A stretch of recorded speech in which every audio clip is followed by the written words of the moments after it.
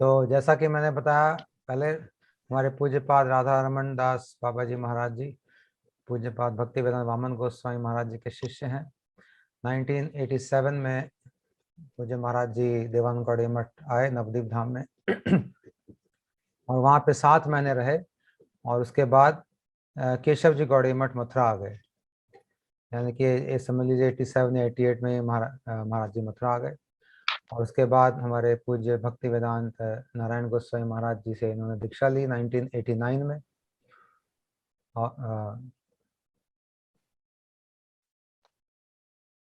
और उसके बाद उन्हीं के साथ उन्हीं के मार्गदर्शन में महाराज जी रहे और महाराज गुरुदेव की सेवा करी। और इसके बाद इन्होंने कीर्तनिया की सेवा दी। मृदंग महाराज जी अच्छा बजाते हैं, हारमोनियम आपने देखा कितना सुंदर बजाते हैं। और उस समय जो गुरुदेव का प्रचार था उसमें महाराज जी एक मुख्य स्तंभ थे। हमारे कृष्णदास प्रभु जी के साथ महाराज जी अक्सर दिल्ली आया करते थे और मुझे याद है 90s में महाराज जी से कई बार मुलाकात हुई है। सुदर्शन प्रभु थे उस समय। और 2013 में इन्होंने बाबा जी वेश लिया है हमारे पूज्यपाद सुबल दास बाबा जी महाराज जी से। और अभी ये महाराज जी हमारे राधा कुंड में वास करते हैं, राधा कुंड का आश्रय लेके वहाँ पे ही रहते हैं। तो आज हम महाराज जी से कुछ इनकी मधुर स्मृतियों के बारे में श्रवण करेंगे और महाराज जी बाद में 1-2 कीर्तन और सुनाएंगे क्योंकि कीर्तन इनकी विशेष सेवा है। तो 1 या 2 कीर्तन महाराज जी से और हम बीच बीच में श्रवण करेंगे। धन्यवाद। प्रणाम महाराज जी, आपका स्वागत है कार्यक्रम में। आप शुरू कर सकते हैं। ऐसे ग्रुप में जुड़े हुए सभी भक्तों से हमारा सभी को प्रणाम है। मैं कुछ कहने से पहले मैं अपने जगत गुरु किला पुष्पंग विष्णुपाद अष्टोत्तर सतस्य श्रीमद श्री भक्ति वेदांत वामन गोस्वामी श्री गुरु महाराज जी के चरण कमल में शंख बड़े दंडवत प्रणाम ज्ञापन करता हूँ। तदनंतर अश्वमेध शिक्षा गुरुपाद पद्म नित्यलीला प्रविष्टंग विष्णुपाद अष्टोत्तर सतस्य श्रीमद श्री भक्ति वेदांत नारायण गोस्वामी महाराज के चरण कमल में अनंत कोटि साष्टांग दंड प्रणाम नाम ज्ञापन करता हूँ। तत्पश्चात जगत गुरु नित्यला प्रश्न भक्ति प्रज्ञान केशव गोस्वामी महाराज, जगत गुरु नित्यलीला प्रश्न भक्ति सिद्धांत सरस्वती गोस्वामी प्रभुपाद जी के चरण कमल में दंडवत प्रणाम ज्ञापन करते हुए सभी ग्रुप में जुड़े हुए सभी भक्तों से सभी के चरण में मेरा यथायोग्य प्रणाम स्वीकार हूँ। आज मेरा परम सौभाग्य है कि गुरु वैष्णव भगवान तीन स्मरण है सर्व विघ्न विनाश। गुरुदेव वैष्णव श्रेष्ठ है और वैष्णव भगवान की महिमा कीर्तन करने से प्रत्येक साधक साधिका के हृदय में उनका भगवत भक्ति प्राप्त होता है और भगवत भक्ति करने का जो ताकत मिलती है। इसलिए मंगलाचरण में हम हरि गुरु वैष्णव को स्मरण करते हैं। हम हिंदी भाषा हमारे उतना ठीक नहीं है, हम जितना जानता हूँ मैं उसी टूटी फूटी भाषा में हम कुछ कहने का प्रयास करेंगे। आप सभी ने सुना है श्रीपाद अजय कृष्ण प्रभु जी ने मेरे बारे में जो कुछ भी बताया कि कैसे हम मठ में आए हैं, तो इसलिए मैं इसे रिपीट नहीं करना चाहूंगा। असल विषय वस्तु पर हम कुछ कहना चाहेंगे। मैं जब नवद्वीप धाम में 1987 में जब मैंने ज्वाइन किया, ज्वाइन करने के बाद ही मैं नवद्वीप में 7 मास रहने के बाद बार बार घर से हमको ले जाने के लिए प्रयास किया। तब मैंने देवानंद गौड़ी मठ के जो इंचार्ज थे कृष्ण के प्रभु जी से मैंने प्रार्थना किया कि मुझे किसी दूर मठ में भेजा जाए, ताकि बार बार मुझे ले जाने के लिए परेशान करते हैं।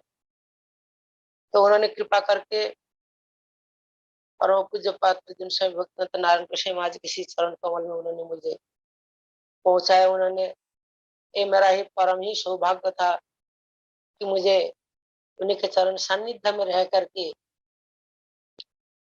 हरि गुरु वैष्णव की सेवा करने का मुझे परम सौभाग्य प्राप्त हुआ है। शास्त्र में कहते हैं, दुर्लभो मनुष्य देह देहिनां क्षण भंगुर तत्रापि दुर्लभं मन्ये वैकुंठ प्रिय दर्शनम। यह संसार में दो चीज बड़ा ही दुर्लभ है, केवल दुर्लभ नहीं है, शास्त्र में कहते हैं सुदुर्लभ। तो कहते हैं लब्धा सुदुर्लभमिदं बहु संभवान्ते। बहु बहु जन्म के बाद यह मनुष्य जन्म मिलता है, वो भी गॉड गिफ्ट है। तो भगवान ने कृपा कर भारत भूमि जैसे पुण्य भूमि में हमें जन्म दिए हैं, जहाँ पर ऋषि मुनि का तपोभूमि है और देवताओं के विचरण भूमि, भगवान की लीला भूमि है। ऐसे ही भारतवर्ष में हमें जन्म दिया है। तो मनुष्य जन्म लाभ करते हुए तब भी कहते हैं क्षण भंगुर, ये भी थोड़ी दिन में ही नष्ट हो जाता है। इसलिए मनुष्य जन्म जितना दुर्लभ है, इससे और भी एक वस्तु दुर्लभ है। वो क्या है? वैकुंठ प्रिय दर्शनम। यानी जो वैकुंठ जो भगवान है, उनके जो प्रिय है, उनके जो भक्त लोग हैं, यह संसार में उनका दर्शन मिलना बड़ा ही दुर्लभ है। भगवान जब जीव के प्रति कृपा करने का इच्छा होता है भगवान का, तब भगवान अपने प्रिय परिकरों को इस जगत में भेजते हैं। उन्हीं के ही कहते हैं वैकुंठ प्रिय दर्शनम। वही व्यक्ति भगवान के पार्षद है, भगवान के प्रियजन है। वह व्यक्ति संसार में आकर के भगवान के रूप गुण लीला कथाओं के जगत में प्रचार प्रसार करते हैं और जीवों को प्रति कृपा करके जीवों को भगवान के पास पुनः भगवान के पास ले जाने के लिए प्रयास करते हैं। कि भगवान देखते हैं जगत में जितने भी जीव है बड़ा ही दुखी है। मेरे ही जीव कितना दुखी है, तो भगवान बड़ा ही दयालु है, करुणामय है।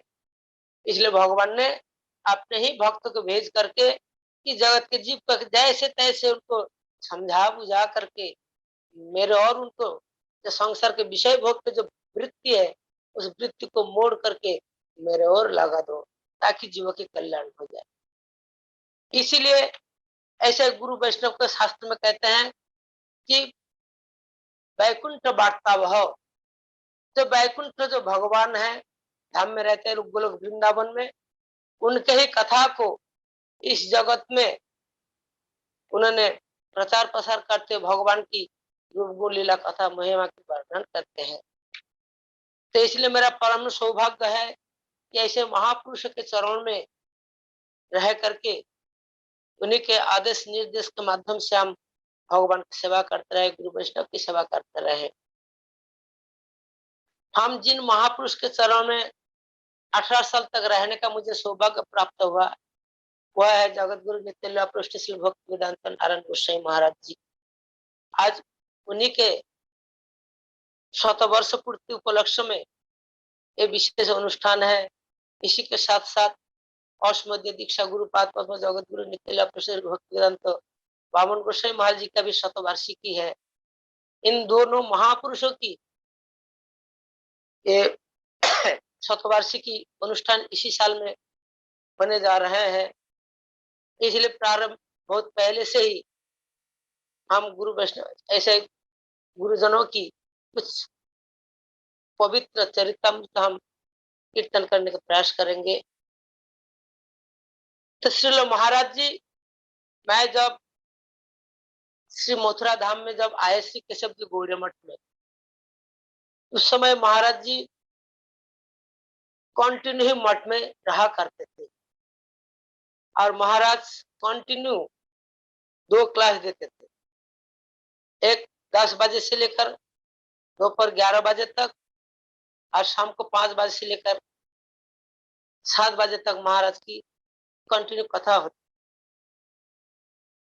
आज जिस प्रकार हम लोग को सौभाग्य प्राप्त हुए महाराज के श्रीमुख से भगवान की कथा, श्रीमन चैतन्य महाप्रभु जी की कथा, नित्यानंद प्रभु की कथा, गुरु वर्गों की कथा, तथा जो परम उपास्य परम प्रेममय जो भगवान श्री राधा गोविंद की सेवा के बारे में श्रील महाराज जी के मुख से हम लोग निरंतर एक कथामृत श्रवण करने का सौभाग्य प्राप्त हुए। आज यदि ऐसे गुरु वैष्णव के सानिध्य में हम नहीं आते, इन लोग यदि प्रचार प्रसार नहीं करते, आज हम लोग वंचित होकर के संसार में दुख समुद्र हम शायद विषय भोग में उसी में पड़ा रहते होते।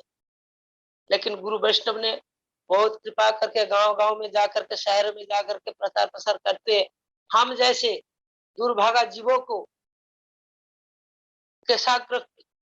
आकर्षण करते हुए अपने चरणों में ला करके भगवान की सेवा करने का शिक्षा देते हैं। तो शास्त्र कहते कि वैकुंठ वार्तावह, एक गुरु वैष्णव हमें क्या शिक्षा देते हैं। वर्तमान समय में जो समाज में बहुत प्रकार उपासना की जो पद्धतियां चल रही है, हम इसमें सभी लोग भ्रमित हैं। हम सही मार्ग क्या है हम नहीं जानते हैं, लेकिन गुरु वैष्णवगण हमें उस चीज को हमको समझाते हैं। यदि आराधना करना है, किसका आराधना करना चाहिए? श्रीमन चैतन्य महाप्रभु जी ने उन्होंने बताया, श्रीमन नित्यानंद प्रभु और हरिदास ठाकुर, अद्वैताचार्य प्रभु, इन तीनों को ये उपदेश दिया था उन्होंने, बोलो कृष्ण, भज कृष्ण, कर कृष्ण शिक्षा, यह वही ना बोलिबे ना बोलाई। जब महाप्रभु जी इन तीनों के द्वारा जब प्रचार प्रारंभ किया, केवल इतना ही महाप्रभु जी ने आदेश दिया था कि बोलो कृष्ण, यानी भगवान श्री कृष्ण का ही नाम कीर्तन करो। भज कृष्ण, हमारे जो इंद्रिया है, हाथ है, हाथ के द्वारा भगवान सेवा करो, वाक्य के द्वारा भगवान के नाम कीर्तन करो। इसलिए कहते हैं भज कृष्ण यानी सेवा, और करो कृष्ण शिक्षा, यानी कृष्ण के रूप गुण लीला कथा तत्व कथा, इस चीज को श्रवण कीर्तन के माध्यम से शिक्षा प्राप्त करना है। महाप्रभु जी ने ये उपदेश किया है, और महाप्रभु जी ने केवल कृष्ण सेवा के लिए ही कहा और किसी को लिए नहीं कहा है। तो महाप्रभु जी ने जितने भी शिक्षा दिए हैं, हमारे गुरुवर्गों ने एक ही श्लोक के माध्यम से हमें अच्छा करके समझाया है। आराध्य भगवान ब्रजेश तनय स्तद्धाम वृंदावनम रम्या काचित उपासना ब्रज बुधु वर्गी व्याकुलता। श्रीमद भागवतम पुराण अमलम प्रेम पुमार्थमान श्री चैतन्य महाप्रभुर मतमिदम तत्तादरनपरः। श्रील महाराज जी ने हम लोग के यह संदेश दिया है कि देखो, संसार में यदि भजन करना है तो ब्रजराज नंदन श्री नंदन नंदन कृष्ण का ही भजन करो। आराध्य भगवान ब्रजेश तनय, सर्वाराध्य भगवान श्री कृष्ण ही है, इसलिए कृष्ण का ही आराधना करो। महाराज जी, हाँ जी, थोड़ा गुरुदेव की स्मृतियों के बारे में ज्यादा बताएं और तत्व कथा थोड़ा कम। क्या आज है। गुरुदेव के साथ आप कैसे आए, गुरुदेव के साथ क्या क्या आपने लीलाएं करी, क्या क्या महाराज जी ने आपको शिक्षाएं दी, वो सब। हाँ, हम कहेंगे, इसी बात के कहने के बाद ही हम कहेंगे हाँ। कि हमको उन्होंने पहले उपदेश क्या किया है कि भगवान का भजन करो। इसलिए उन्होंने कहते हैं कि भगवान कृष्ण का ही भजन करो और श्री वृंदावन धाम में वास करो, और ब्रजवासियों ने जिस प्रकार भगवान की सेवा किया उसी प्रकार सेवा करो, उसी प्रकार सेवा मुझे प्राप्त करना है। श्रीमद भागवत ही इसका प्रमाण है। उस पंचम पुरुषार्थ कृष्ण प्रेम की प्राप्त करना है। यही चैतन्य महाप्रभु जी हमको सिखाए, वही संदेश महाराज जी हम सभी को हम लोग को दे रहे हैं। तो अब महाराज जी का कुछ स्मृतियां जो महाराज जी के साथ में रहते हुए, एक महाराज जी का बड़ा ही कृपा मेरे ऊपर ये रहा है कि जब मैं महाराज जी के पास में आए, मेरा दीक्षा होने के बाद महाराज जी ने मुझे पहले कहा तुम पहले ठाकुर जी के सेवा में जाओ, रसोई का सेवा में। रसोई कैसे हम बनाए हमें जानकारी था नहीं। बोले महाराज मैं तो मुझे तो रसोई कैसे बनाए मुझे आता ही नहीं है। बोले ठीक है तुम प्रेमानंद के पास जाओ, प्रेमानंद ही तुमको सिखा देंगे। तो हम प्रेमानंद प्रभु जी के पास, उन्होंने जैसे जैसे कहा वैसे वैसे हमने वो रसोई बनाने का हमने प्रारंभ किया। कुछ दिन तक ऐसे रसोई बनाया। जब मठ में पहले आए, महाराज जी ने उस समय हमें सेवा की ये जिम्मेदारी दी कि बाथरूम टॉयलेट सफाई करो, ठाकुर जी का बर्तन सफाई करो, वैष्णव लोग जो प्रसाद पाते हैं उस जगह को सफाई करो। ये सब सेवा पहले दी। फिर दूसरा सेवा, जब दीक्षा मंत्र प्राप्त हुआ, फिर ठाकुर जी का रसोई का सेवा। और ये जो कीर्तन मृदंग बजाना, ये ये तो हर रोज पहले से ही था ही। इसके बाद श्री महाराज जी ने कुछ दिन ऐसे बीते, फिर महाराज जी ने श्री गौर सुंदर राधा विनोद बिहारी जी के सेवा के सेवा में उन्होंने नियुक्त किया।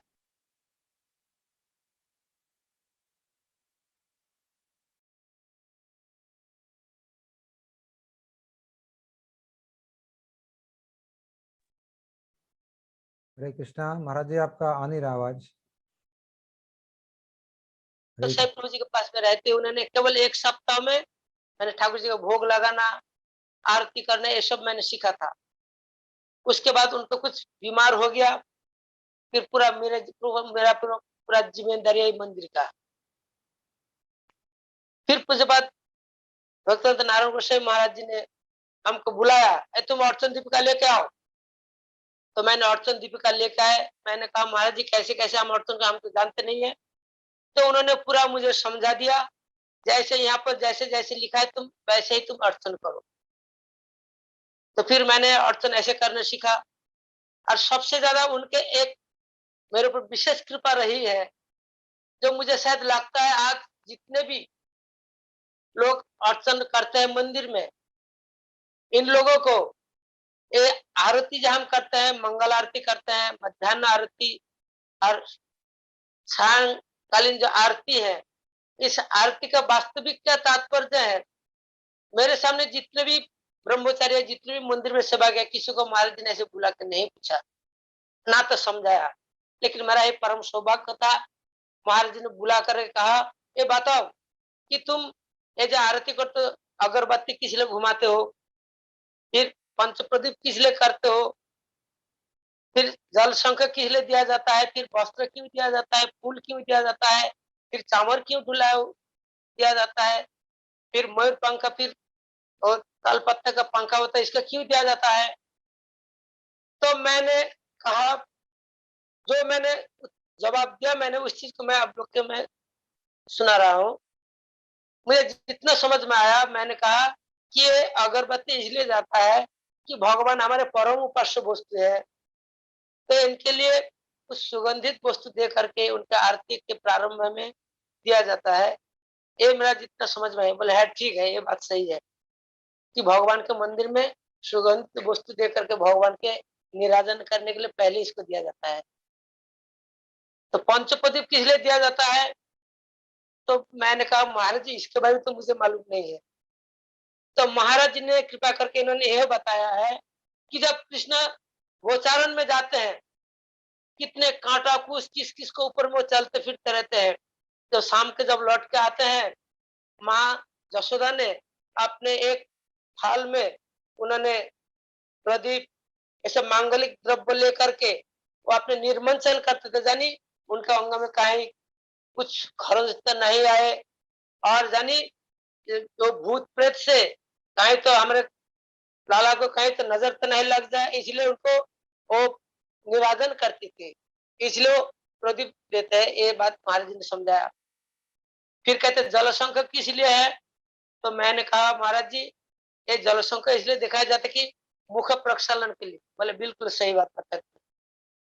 बोले वस्त्र किस लिए है कि जब ठाकुर जी के मुख प्रक्षालन करते फिर मुंह पोछने के लिए ये वस्त्र हमको दिखाया जाता है। बोले बहुत अच्छा कहा। मैंने जितने मेरे अनुमान में आया, जितने बुद्धि में आया, मैंने ऐसे ऐसे हम समझाते गए, बोलते गए महाराज जी को। फिर कहते पुष्प किस लिए दिया जाता है, तो मैंने कहा कि भगवान मेरे आराध्य देव है, तो उनके चरण में ये पुष्पांजलि देना होता है, इसलिए दिया जाता है। बोले बिल्कुल सही बताया तुमने। तो फिर चामर क्यों ढुलाया जाता है कि भगवान है, अनंत ब्रह्मांड के प्रभु है और राजाधिराज महाराज है। केवल राजा कहा जाए तो बहुत कम है, अनंत ब्रह्मांड के प्रभु है, सर्वाराध्य प्रभु है। इसलिए उनके शीतल हवा के द्वारा उनको भजन का तो शीतल हवा के द्वारा उनको सुख प्रदान करने के लिए। बोले बिल्कुल सही है। तो मयूर पंखा किस लिए है? मैंने कहा महाराज जी ये तो मुझे मालूम नहीं है। तब महाराज जी ने सुनाया, देखो कृष्ण जिस समय एक सामान्य उन्होंने एक शब्द बताया, उनके तो बहुत कारण है। ये कहते देखो जिस समय कृष्ण ने वंशी ध्वनि किया है, उस समय कृष्ण के वंशी ध्वनि सुन करके और कृष्ण के वर्णों को देख करके, श्याम वर्ण देख करके मयूर का ऐसा लगा कि मानो आसमान में बादल छा गया है। और उनके वंशी ध्वनि सुन करके और वो मयूर जब नृत्य करने लगा तो मयूर का जो पंख है गिर पड़ा। तो मयूर ने देखा कि इतने सुंदर वंशी ध्वनि किया है कृष्ण, मैं उनके लिए क्या उपहार दूं, मेरे पास है क्या? तो उन्होंने एक मयूर पंखा लेकर कहते मेरे पास यही है, मैं आपको उपहार देता हूँ। तो भगवान उनको उस मयूर पंखा को उन्होंने स्वीकार कर लिया। बोलते हैं उनका बहुत ही प्रिय है। और भी एक बात है, ब्रह्मांड पुराण में जैसे आता है कि जब गोलोक में जब रासलीला कर रहे थे, उस समय विराजा के साथ जब विहार कर रहे थे, उस समय राधा जी को समाचार जब मिला, जब राधा जी आ रही थी तब कृष्ण विराजा तो जल बन गई और कृष्ण अपने एक सर्प बन गया। तब फिर राधा जी ने समझ गया कि कृष्ण ने सर्प बना है, तो मयूर का खाद्य क्या है? सर्प है। तो इसलिए राधा जी ने मयूर रूप धारण किया है। ये भी एक कारण है, इसलिए जब राधा जी ने मयूर पंख धारण किया है, इसलिए उन्होंने राधा जी के प्रीति के लिए उन्होंने अपने मयूर पंख हमेशा अपने बाएं तरफ, क्यों राधा जी बाएं तरफ रहती है, इसलिए उनको मयूर पंखा भी वो बाएं तरफ रखते हैं। और आखिर में ये सब महाराज जी ने सब बात बताया है, रहस्य है। और आखिर में जो ताल पत्ता का जो पंखा दिया जाता है वो शीतल हवा करने के लिए, कि भगवान के शीतल हवा के द्वारा उनको खुश करने के लिए, प्रसन्नता के लिए दिया जाता है। महाराज जी ने ये चीज बताया। तो फिर कहते हैं अच्छा मंगल आरती किस लिए होता है? पहले महाराज जी इसके बारे में तो मुझे जानकारी नहीं है। तब कहते हैं देखो मंगल आरती इसलिए किया जाता है कि भगवान जब रात को जब लीला करने के बाद जब कुंज में शयन करते हैं, ठीक जब अरुणोदय काल होता है, तब वृंदा देवी उनको जगाते हैं। सीधी सीधी बात में समझ लो एक कुंज भंग लीला ही है। जिस समय वृंदा देवी श्रीमती राधा रानी को कृष्ण को जगाता है कि देखो अरुणोदय काल हो गया, जल्दी चलो घर लौटना है। ये जो उस समय जगाता है कुंज भंग लीला उसे कहते हैं, वही लीला है। ये उसी समय हम लोग मंगल आरती करते हैं, उसी लीला को स्मरण करते हुए। तो ये तो मेरे ऊपर विशेष कृपा रही हुई। उसके बाद उन्होंने मध्याह्न काल लीला के बारे में बताया, वो भी राधा कुंड में कैसे कैसे होता है, सूर्य कुंड में इस चीज को समझाया। फिर शाम को तो कृष्ण जब गोचारण करते आते हैं, ये सब चीजें महाराज जी ने बहुत सुंदर रूप से समझाया है। इसके बाद इसी प्रकार सेवा करते रहे महाराज जी ने, बहुत दिन तक मैंने सेवा किया। और उस समय महाराज जी ने मुझे और भी बहुत सारे दायित्व दिए थे, जिम्मेदारी, ताकि उस समय ऐसे बिजली बहुत समस्या थी मथुरा में। उस समय एक हैचटैग लाइट हुआ करता था, जब बिजली चली जाती तो उसको भी केरोसिन तेल से उसको जलाया जाता, उसको भी करना पड़ता था। फिर टाइम में पानी आता है, उस पानी को अंडरग्राउंड में उसमें लोड करना होता है, फिर उस पर सप्लाई देना होता है। ये सब जिम्मेदारी थी। फिर बाद में जब जनरेटर आई तो मैं पहले घर में मैकेनिकल काम करता था। इसी कारण से मेरे माध्यम से, मेरे परामर्श से, आग्रह से, मेरे माध्यम से पहले मेरा वेदांत समिति में, हमारे वेदांत समिति में मेरे माध्यम से ही ये जनरेटर पहले आया। ये जितने भी है रूप सनातन में केशव जी गौड़ी मठ में, ये सब मेरे माध्यम से आया। दुर्वासा ऋषि मठ में भी फिर धीरे धीरे बड़े बड़े दिन अटकता आया ये। तो ये सब महाराज जी बहुत मेरे ऊपर भरोसा करते थे। महाराज जी मेरे ऊपर जिम्मेदारी दी, ये सब मैंने संभाला है। उसके बाद महाराज जी ने फिर कहते कब तक तुम वैदिक भक्ति करते रहोगे, अभी छोड़ो, सेवा छोड़ो, तुम इस मंदिर का सेवा, चलो मेरे साथ में प्रचार में चलना है। फिर महाराज जी धीरे धीरे दिल्ली, मुंबई, आसपास जहाँ कहीं भी महाराज जी का प्रोग्राम, पहले तो महाराज जी नहीं जाते थे। धीरे धीरे जब दिल्ली के भक्त आने लगा, मुंबई से भक्त धीरे धीरे महाराज जी से जुड़ने लगे, तो फिर महाराज जी के साथ में मैं कृष्णदास प्रभु जी उन्हीं के साथ में उनके प्रचार कार्य में हम हमेशा उन्हीं के साथ में रहे हैं।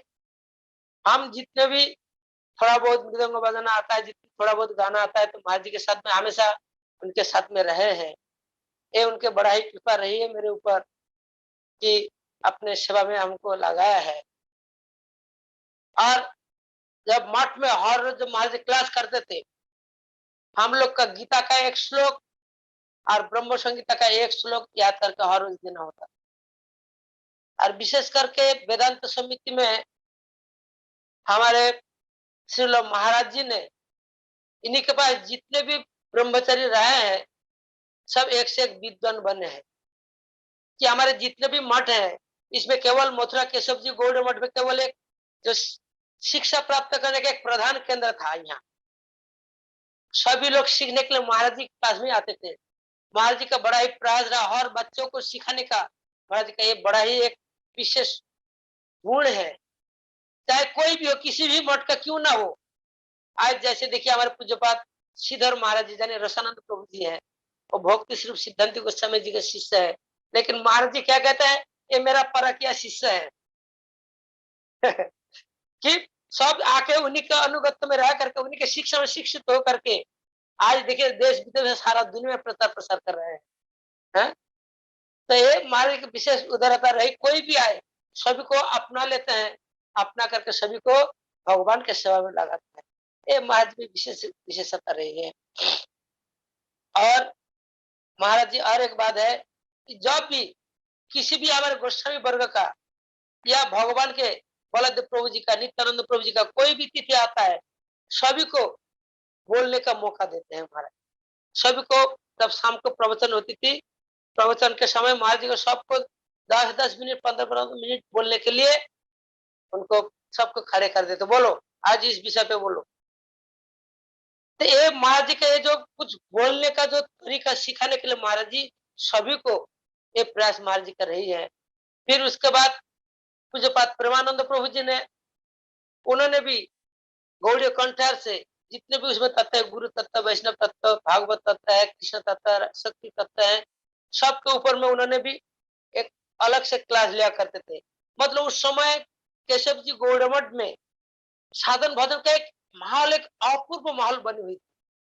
और विशेष करके जन्माष्टमी, राधाष्टमी, झूलन यात्रा, ये सब महाराज जी ने वहां ऐसे एक माहौल बना करके रखा था कि वास्तव में भगवान को उस लीला को याद आती थी, उसमें बहुत ही हृदय में आनंद हुआ करता था। इतने सेवा की जिम्मेदारी रहने पर भी एक आनंद, हमेशा एक आनंद हृदय में भरा रहता था। और जब झूलन यात्रा के समय में महाराज जी, वहां हमारे गुरु भाई है डोरीलाल जी जानी, दामोदर प्रभु जी है, और भी वहां ओम प्रकाश जी हैं, नन्नूमल जी है, और एक पंडित जी हैं, और भी व्यक्ति थे, सबको बुलाते थे।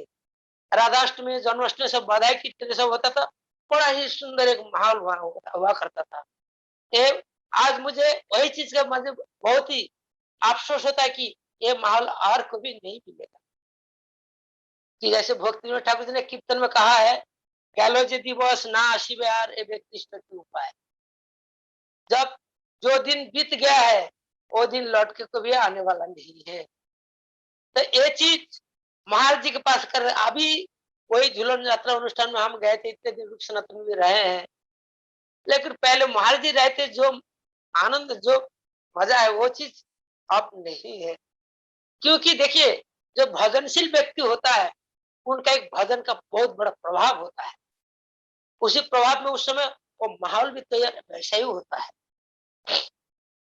तो इसलिए तो महाराज जी के समय में उस चीज अभी बहुत अभाव महसूस होता है। तो उस समय जो सीखने को मिलता था, जो उमंग था मन में, आज उस चीज का बड़ा ही अभाव। और उसके बाद और महाराज जी वो तो दिन रात राधा कृष्ण के उसी भाव में विभावित रहकर के भजन करते थे।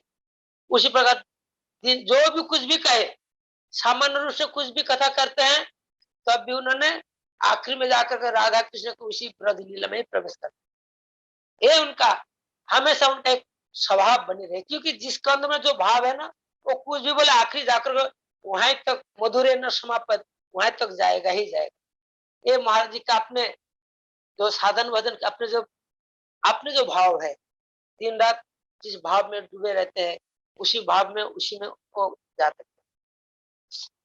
और महाराज जी हम लोग को तो पहले तो हम लोग को राधा कृष्ण का कोई भी कीर्तन करने अनुमति नहीं देते थे, यहाँ तक कि राधे जय जय माधव देखते ये करने नहीं देते थे। बोलते क्या तुम लोग कुछ जानते नहीं, क्या राधे राधे करते हो, राधे मत करो, राधे राधे। बड़ा ही अनुशासन था। एक छात के ऊपर चला जाऊं, क्यों गए, किससे पूछ के गए, बड़ा ही अनुशासन था। मंदिर से कहीं जाना होता भिक्षा के अलावा, कहीं जाना था क्यों गए, अनुमति लेकर ही जाना पड़ता है, इतना अनुशासन था उस समय। लेकिन अनुशासन के साथ साथ प्रीति भी बहुत अच्छा ही लगता था उस समय, बहुत सुंदर परिस्थिति था। तो मेरा एक विषय है कि मैं इतना ऊंचे स्वर में कीर्तन गाया करते थे, मेरे साथ कोई गा नहीं पाते थे। तो उस समय विदेशी लोग धीरे धीरे कुछ आना शुरू हो गया था मठ में, तो उन्होंने यामा कंपनी का एक कीबोर्ड दिए थे। तो महाराज जी कहते बेटा तू इतने ऊंचे गला में गाता है, बेटा तेरा लंग्स फट जाएगा, तू मर जाएगा, तो इसलिए थोड़ा नीचे गाने का प्रयास कर। बोले महाराज नीचे होता नहीं है, बोले वो यंत्र है उसको लेके आओ, मतलब वो यामा जो कंपनी जो कीबोर्ड है उसको लेके आओ। तो महाराज जी ने नाट्य मंदिर ठाकुर जी के सामने बैठे और उन्होंने मुझे एक कीर्तन उन्होंने नीचे गला में गाते हुए सिखाया, श्री राधा कृष्ण पद कमले मन क्या मने लोगी चर्म सर। तो उन्होंने मुझे बोले मेरे सामने इसको नीचे गला में गाने का प्रैक्टिस करो। आज वास्तव में उन्हीं के कृपा में आज थोड़ा गाने का थोड़ा बहुत गाने का प्रयास करता हूँ। तो मैं वही कीर्तन आप लोग को मैं श्रवण करा। नीचे गले में सुनाओगे महाराज जी? हाँ पहले नीचे गला में मतलब पहले इतने ऊंचे गला में गाता था, वो तो नहीं है अभी, लेकिन फिर भी पहले से बहुत नीचे गाता हूँ प्रभु जी, आप लोग की कृपा से, माता की कृपा से। तो फिर मैं उसी कीर्तन के मैं आप लोग के श्रवण कराता हूँ, ठीक है। ठीक है।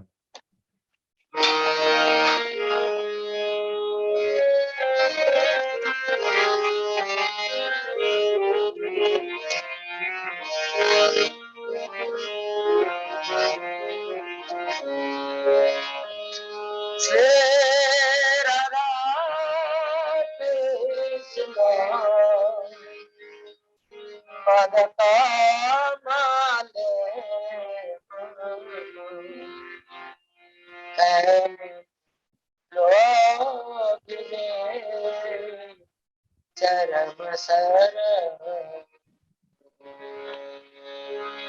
श्री राधा कृष्ण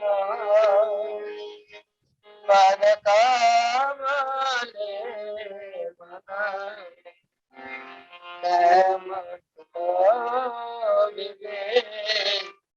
चरम सर चिरदिन कोरिया चरण चिरदिन कोरिया चरण आज है बसिया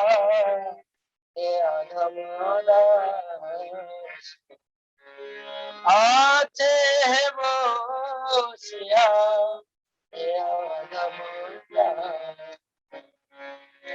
हे राधे कृष्ण चंद्र भक्त प्राण, हे राधे कृष्ण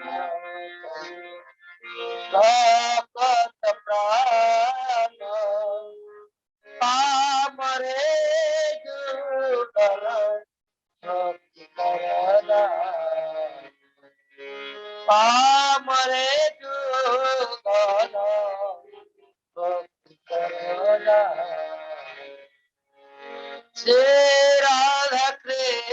पद कमले मन लो धर्म सर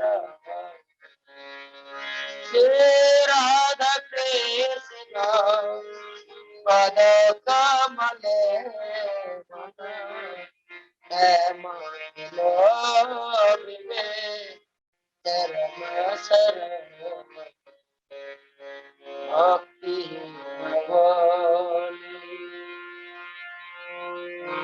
हे राधे कृष्णा चंद्र भक्त प्राण हे राधे कृष्णा चंद्र भक्त प्राण पामरे जुगल भक्ति करना पामर जुगल भक्ति करना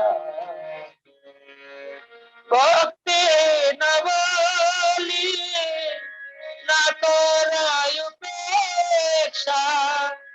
भक्ति नवली न करायुपेक्षा मूर्ख जने दिया सुसे मूर्ख जने दिया से राधा कृष्ण पद कमले मन लो धर्म सर विषय पासा प्रपीड़ित दासे पासा प्रपीड़ित दासे दे आय दे काल काल देहाय दे काल श्री राधा कृष्ण पद कमले मन लो धर्म सर चंचल जीवन शत प्रवाही चंचल जीवन शत प्रवाही काले रसागण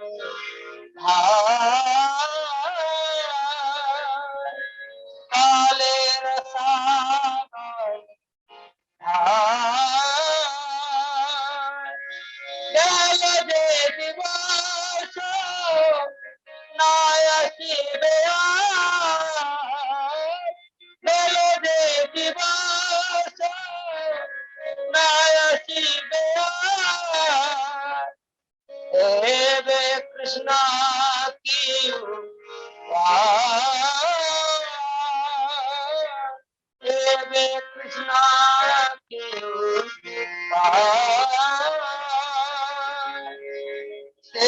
राधा कृष्ण पद कमले मन लो धर्म सर राधा कृष्ण पद कमले मन लो धर्म सर तुम्हें तो पतित जने जानी है तुम्हारे नाम तुम्हें तो करुणा जल से जानी है तुम्हारे नाम तुम्हें तो करुणा जल से आन भागहीना অতিয়ার বাতি না আমি ভাবহি না অতিয়ার বাতি না জানি ভকলি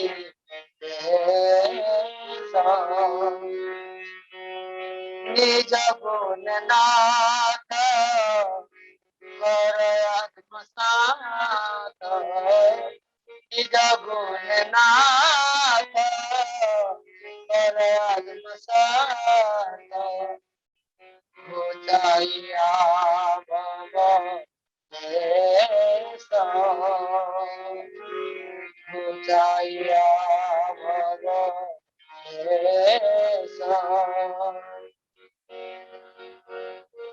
श्री राधा कृष्ण पद कमले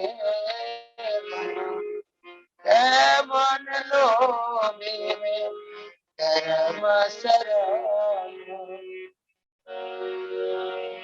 सिद्ध देह देया वृंदावन माझे सिद्ध देह देया वृंदावन माझे सेवा प्रीत कर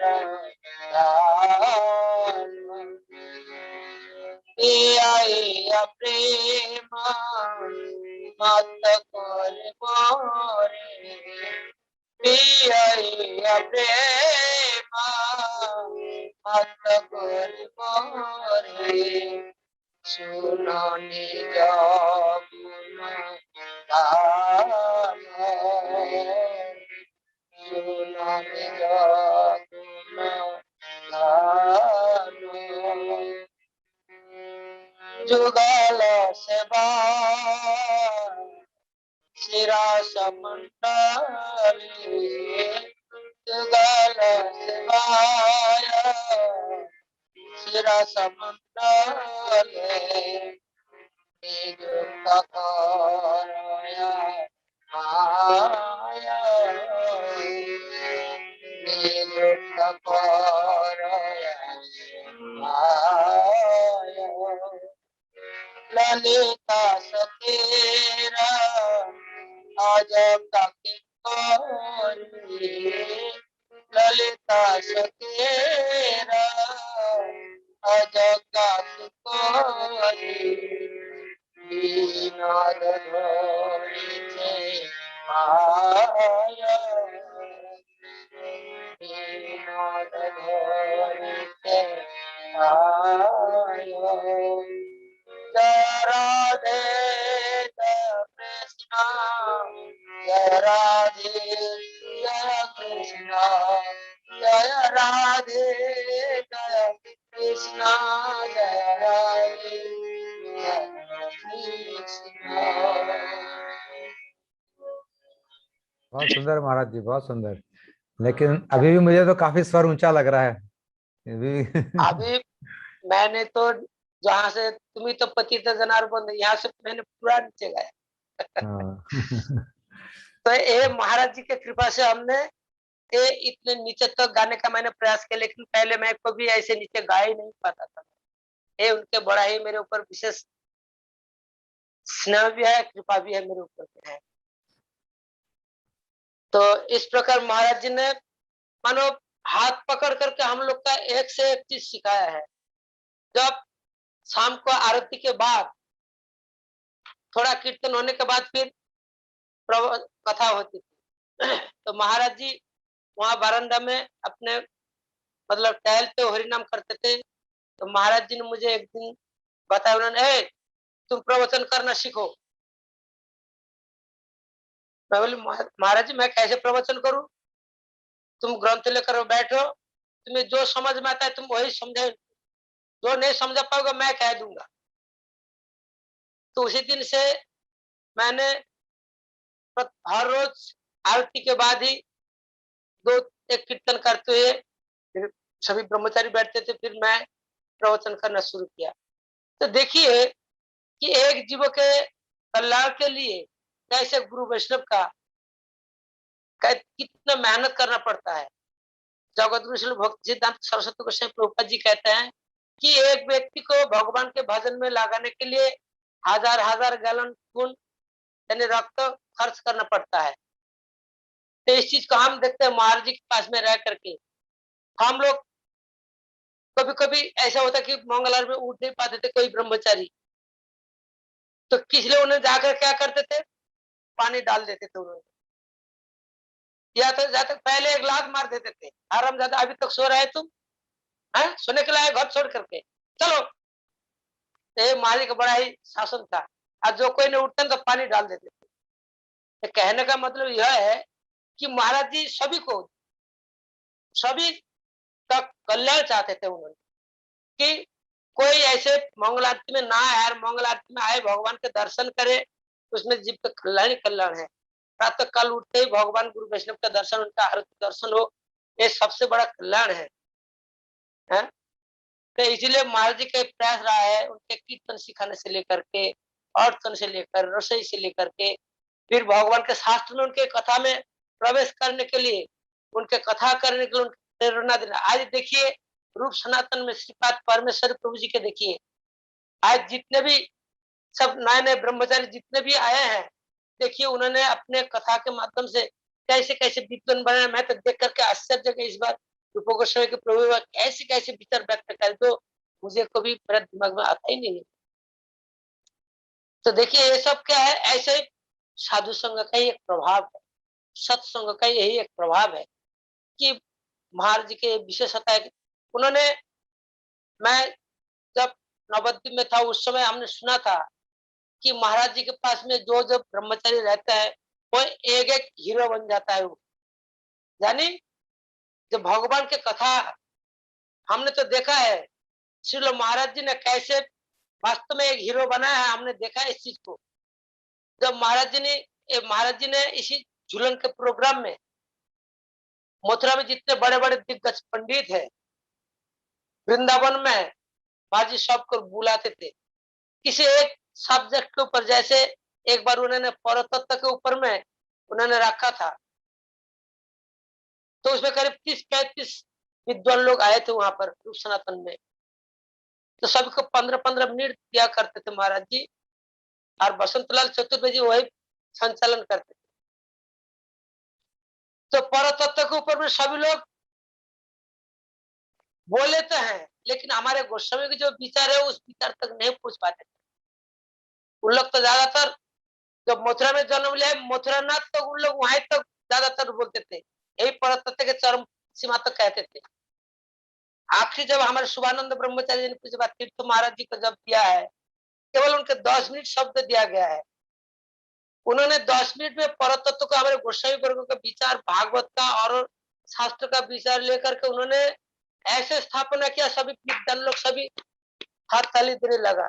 यदि कुछ सीखना है गौड़ीय वैष्णव के पास आकर सीखना। देखिए एक कितने कितने कम उम्र के ब्रह्मचारी है और कितने विद्वता, देखिए सब एक एक श्लोक के माध्यम से कहा ब्रज के चरम रस के चरम पराकाष्ठ में कृष्ण को उन्होंने स्थापित किया है, जो उनका परतत्व के ऊपर है। तो ये सब चीज महाराज जी के सानिध्य में आकर के वहां के बड़े बड़े विद्वान, हमारे ब्रजरस जो साहित्य है वो लोग समझने लगा धीरे धीरे। उससे पहले उन लोग नहीं जानते थे हमारे गोस्वामी का विचार क्या है।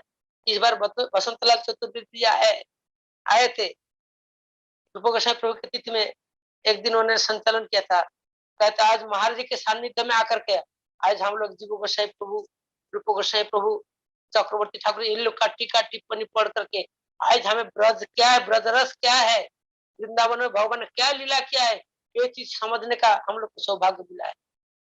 तो वो किसके माध्यम से? केवल महाराज जी के विशेष ही, केवल साधारण जो ब्रह्मचारी, साधारण जो गृहस्थ भक्त इनके लिए नहीं है, बड़े बड़े विद्वान उनको भी कुछ सिखाते हैं महाराज कि आप ब्रज में रह रहे, ब्रजवासी तो अभिमान है, लेकिन ब्रज साहित्य क्या है इसको समझो तुम लोग। तो उन लोग आज भी कहते हैं कि महाराज जी का बड़ा ही स्नेह रहे हमारे ऊपर में कि आज ये सब कथा सुनने को, कीर्तन करके हमें मौका मिल रहा है, वो लोग बोलते हैं। और एक बार महाराज जी ने कैवल्य के प्रयोजन के ऊपर भी रखा गया था। वैसे ही ऐसे विद्वान के सभी को बुलाया गया था। उन्होंने केवल जो कुंती देवी ने जो कैवल्य शब्द का जो अर्थ किया है मुक्ति, वहां तो उन्होंने बोले, लेकिन आखिरी महाराज जी और हमारे शिवानंद प्रभु जी और जितने भी थे इन लोगों ने सब प्रयोजन जो पंचम पुरुषार्थ कृष्ण प्रेम, ब्रज के कृष्ण प्रेम है, उस चीज को एक एक व्यक्ति ने ऐसे ही स्थापना किया, वो लोग सुनते रह गए। मैं एक दिन दानगुली होकर के मैं आ रहा था, दो वयस्क व्यक्ति आपस में बातचीत करते जा रहे हैं कि यदि ब्रजरस साहित्य यदि समझना है, गौड़ीय वैष्णव के पास जाना है। तो जो गौड़ीय वैष्णव का यदि ब्रजवासी लोग प्रशंसा करते हैं, इसके द्वारा समझना चाहिए कि हमारे गुरु वर्गों ने, श्रील महाराज जी ने ब्रज में कैसे कैसे इस चीज को ऐसे विद्वान को बुला करके कैसे इस ब्रजरस के विषय में भगवान राधा गोविंद के भक्ति के बारे में कैसे उनके साहित्य को समझाया है, इस चीज को पता चलता है। वो लोग कह रहे हैं तो ये महाराज जी के विशेष देन है जगत। और महाराज जी ने जीव कल्याण के लिए जितने भी हमारे गोसाई वर्ग जितने भी ग्रंथ हैं, सब अपने हिंदी में उन्होंने प्रकाशन करके जगत जीत के लिए दिया। उन्होंने अपने साधन भजन करते हुए दिन रात करके लिखते, उसको प्रूफ रीडिंग करना होता है, सब कुछ करते हुए महाराज जी ने इतना मेहनत करते उन्होंने ये सब ग्रंथ प्रकाशन किया है। ये तो मैं अपने आंखों में देखा है। क्यों? शास्त्र में हम देखते हैं गुरु वैष्णव के उसमें दिया है कि वो अनलस, यानी उसमें कोई आलस्य नहीं होता है।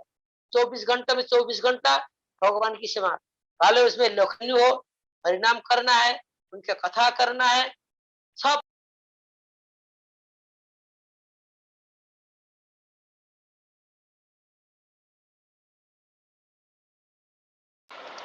ये सब महाराज जी के बड़ा ही कृपा है जगत जीव के प्रति। और महाप्रभु जी का चैतन्य श्री चैतन्य मनभीष्ट स्थापितम जन भूतले स्वयं रूप कदामयम ददाति स पदांतिकम। ये जो महाप्रभु के जो मनभीष्ट है, रूप गोसाई प्रभु जी का श्री चैतन्य मनभीष्ट स्थापितम जन भूतले, इस चीज के लोग ने जगत प्रसार प्रसार करने के लिए आए थे।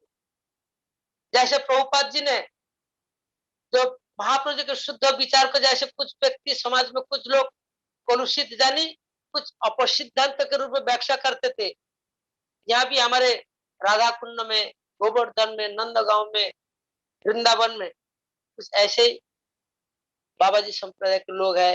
ये लोग कुछ ना कुछ उल्टा सीधा सिद्धांत गौड़ मठ के बारे में बोलते थे। महाराज जी ने इतने निर्भीक थे, उन्होंने अपना 5 प्रबंध लिखा। उन्होंने जो जो 5 विषय पर उन्होंने गौड़ वैष्णव की आलोचना की है, महाराज जी ने शास्त्र प्रमाण के द्वारा प्रबंध पंचक लिख करके सब बिना पैसे में सबके घर घर में पहुंचाया। और उन लोगों ने इसको पढ़ करके महाराज जी के विरोध में वो केस करने के लिए श्यामलाल हाकिम उनके प्रधान था, उन्होंने चैतन्य चैतन्य गौरव भट्ट में हिंदी में प्रकाश किया था, कुछ उल्टा सीधा बोला था। तो महाराज जी ने उसके बारे में बहुत खंडन किया। तो सभी लोग जाकर श्यामलाल हाकिम के पास गए, बोलते भाई देखो ये महाराज नारायण महाराज जी ऐसे ऐसे बोला है, इनके विरुद्ध मानहानि केस करना है। तब श्यामलाल हाकिम जी ने कहा अरे ठीक है, आप तो कह रहे हैं हम केस करेंगे, आप लोग हमारे साथ में रहोगे ना। उन्होंने तो पूरा शास्त्र का प्रमाण दे करके उन्होंने ये सब दिया है, इसका खंडन करने के तुम्हारे पास कोई है, कुछ प्रमाण है, कर पाओगे? हैं?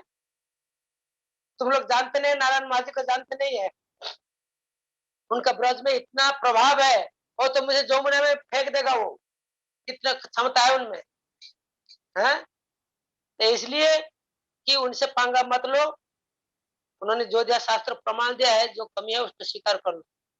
तो ऐसे ही धुरंधर थे, ऐसे जो सिद्धांत में जो विरोध कुछ उल्टा सीधा बोलते हैं, उनके लिए भी उन्होंने ऐसा ही कठोर हस्त थे उन्होंने, ये हमने देखा है इस चीजों में।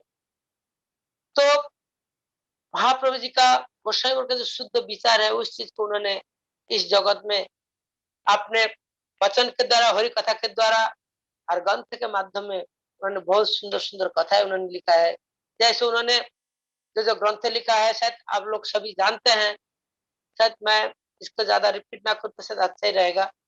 फिर भी उनके विशेष वैशिष्ट में बताऊं, उनके वैशिष्ट में एक बात बताओ, जब वृंदावन में औरंगजेब का जब अत्याचार हुआ है, उसमें जब मंदिर को सब तोड़ रहे थे, जयपुर के राजा ने सब विग्रह लेकर चल गए, यहाँ तक वृंदा देवी भी, वो भी चले गए काम्बन तक, लेकिन उन्हें वृंदावन छोड़ के गए नहीं है। तो महाराज जी ने रूप सनातन गौड़ीय मठ में वृंदा जी का पुनः प्रतिष्ठा किया उन्होंने, कि वृंदावन जिसके नाम पे वृंदावन है, सत्य सत्तावती चैव त्रेता मानवी तथा, तापर वृंदा कलिजुग में तुलसी देवी।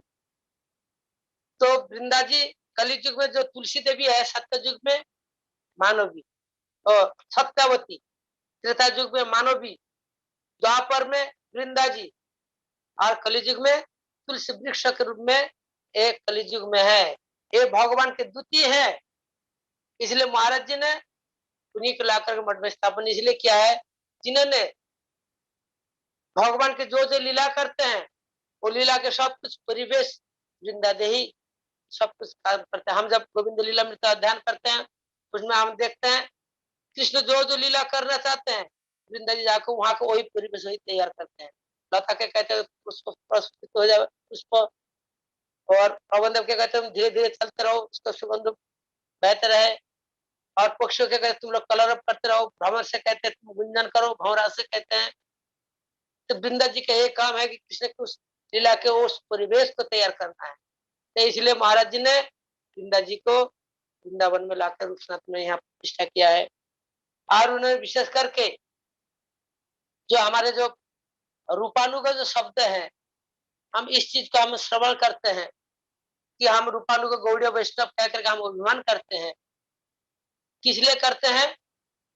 महाप्रभु जी जो चीज राग मार्ग भक्ति लोग के प्रचारण, जब महाप्रभु जी आए थे और जुगाधर प्रचार करने महाप्रभु जी आए थे, यही तो हमारे गुरु वर्ग ने महाराज जी अस्मदेव गुरुपाद भक्त जगत भक्ति वामन गोसाई महाराज, भक्त नारायण गोसाई महाराज, और भी हमारे गौड़ीय गुरु वर्ग सभी लोग भारत वर्ष के अंदर में प्रचार किया है। महाप्रभु ने भविष्यवाणी की थी कि पृथ्वी ते जतरा से नगर अधिग्राम सर्वत्र प्रचार है मोर नाम, इनका भी सार्थक करके दिखाया है। प्रभुपाद जी के कोई शिष्य लोग भी गए, उन लोग ने किया है, उसमें से प्रमुख रहा है भक्तिवंत स्वामी महाराज जी।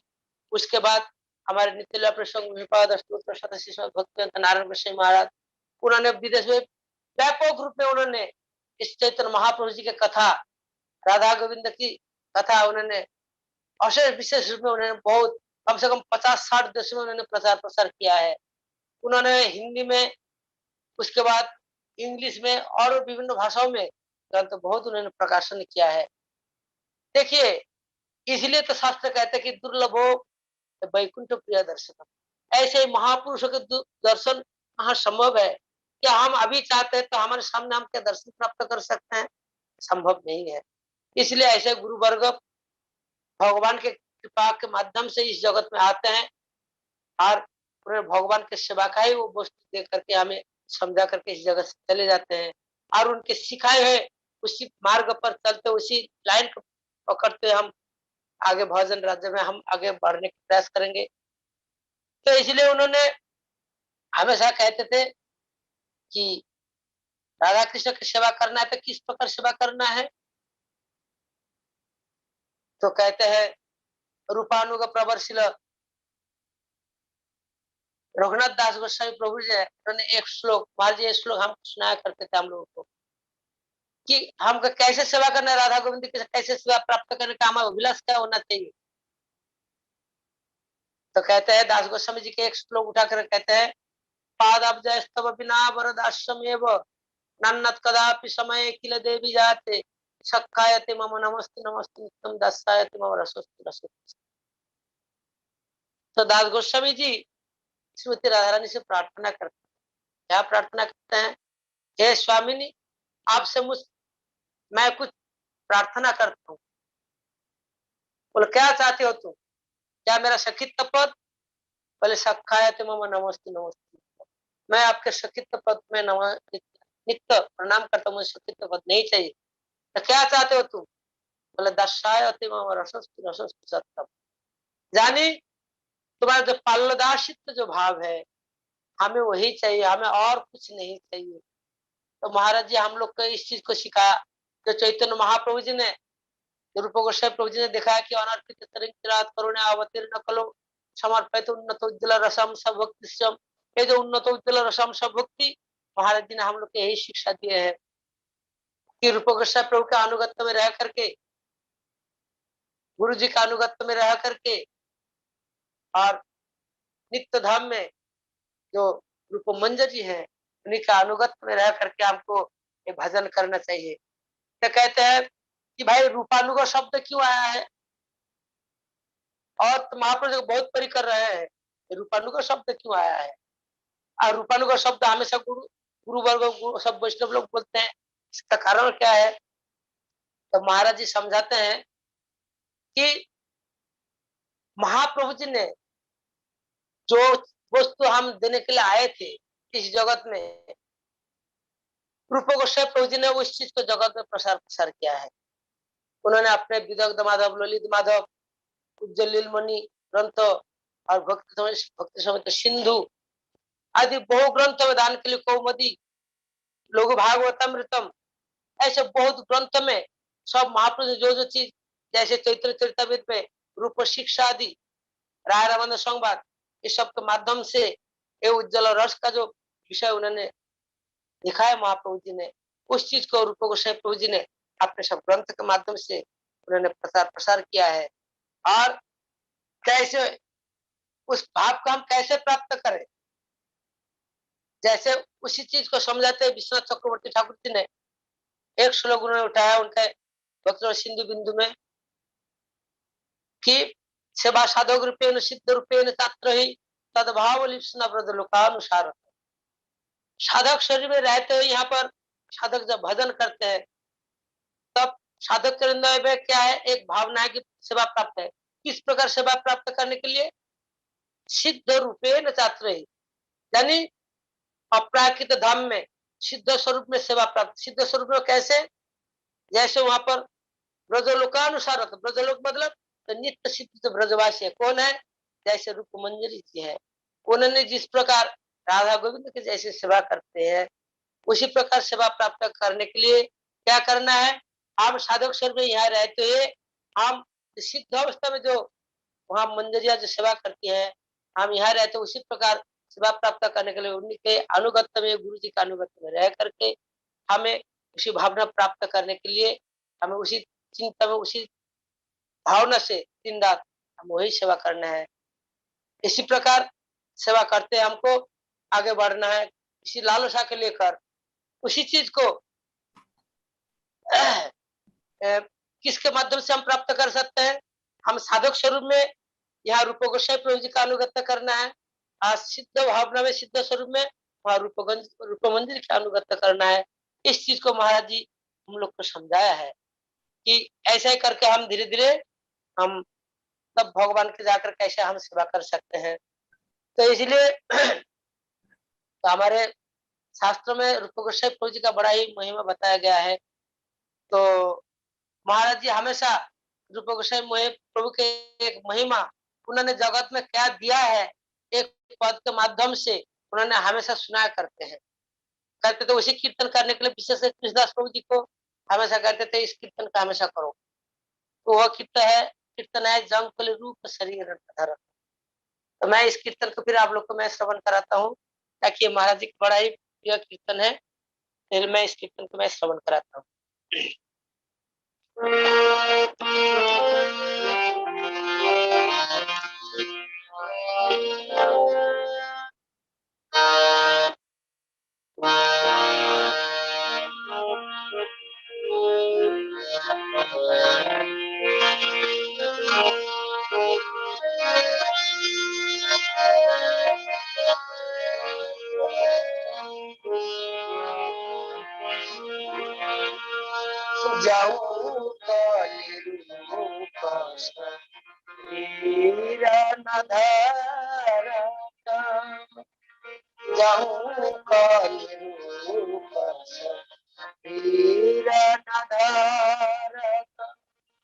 जाऊं ब्रज प्रेम महानिधि कोठरी का संव्रज प्रेम निधि कुठरी का कौन कपालय गारत कौन कपालय गारत जंगल मोहन रीरन धरत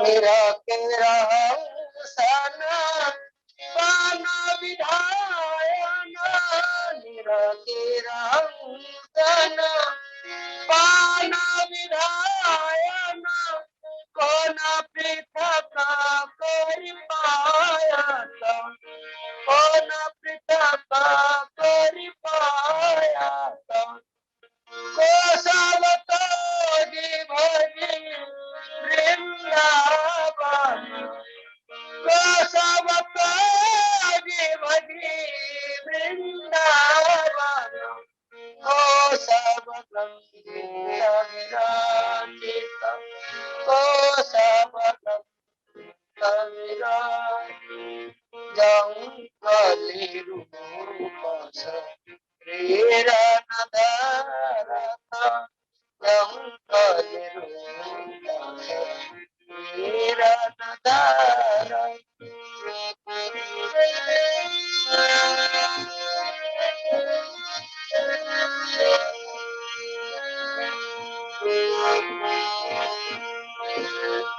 जंगली रूप शरीरन धरत जंगली रूप शरीरन धरत जब पे तुम्हारा फूला फल तो नाना विधा जब पे तुम्हारा फूला फल तो नाना विधा मन राजा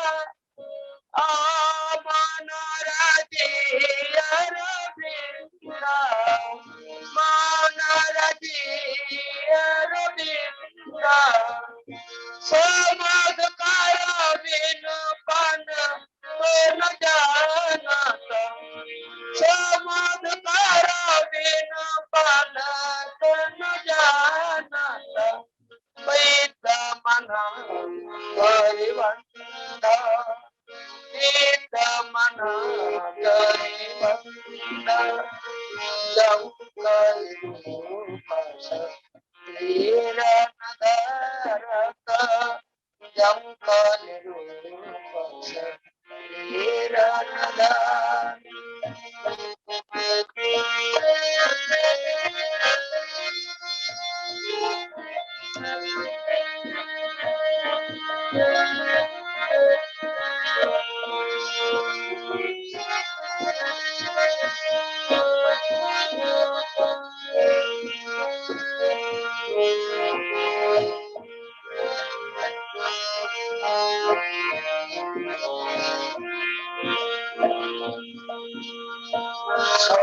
मधुकर बिनु आप जानत मधु वृंदावन को जानत ब्रजनीता को जानत मधु वृंदावन को जानत ब्रजनीता जानत राधा माधव रति को जानत राधा माधव रति को जानत सही प्रीता को जानत सही प्रीता जंगल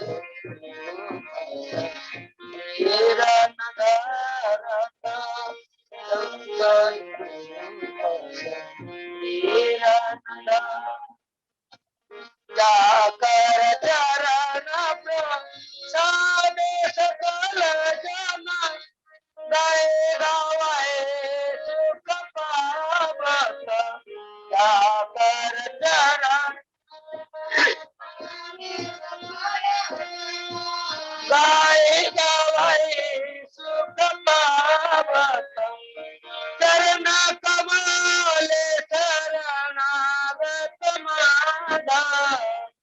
शरण कमले शरणंगत माला तब महिमा लागत तब महिमा लागत जंगल शरीर नदरत जंगल शरीर नदरत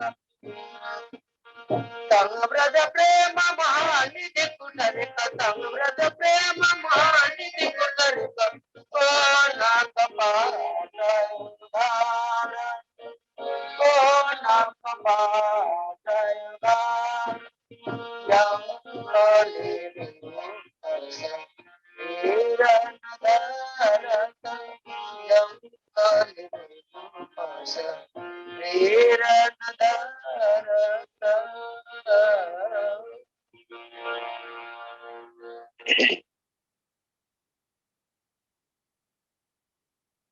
हरे कृष्णा।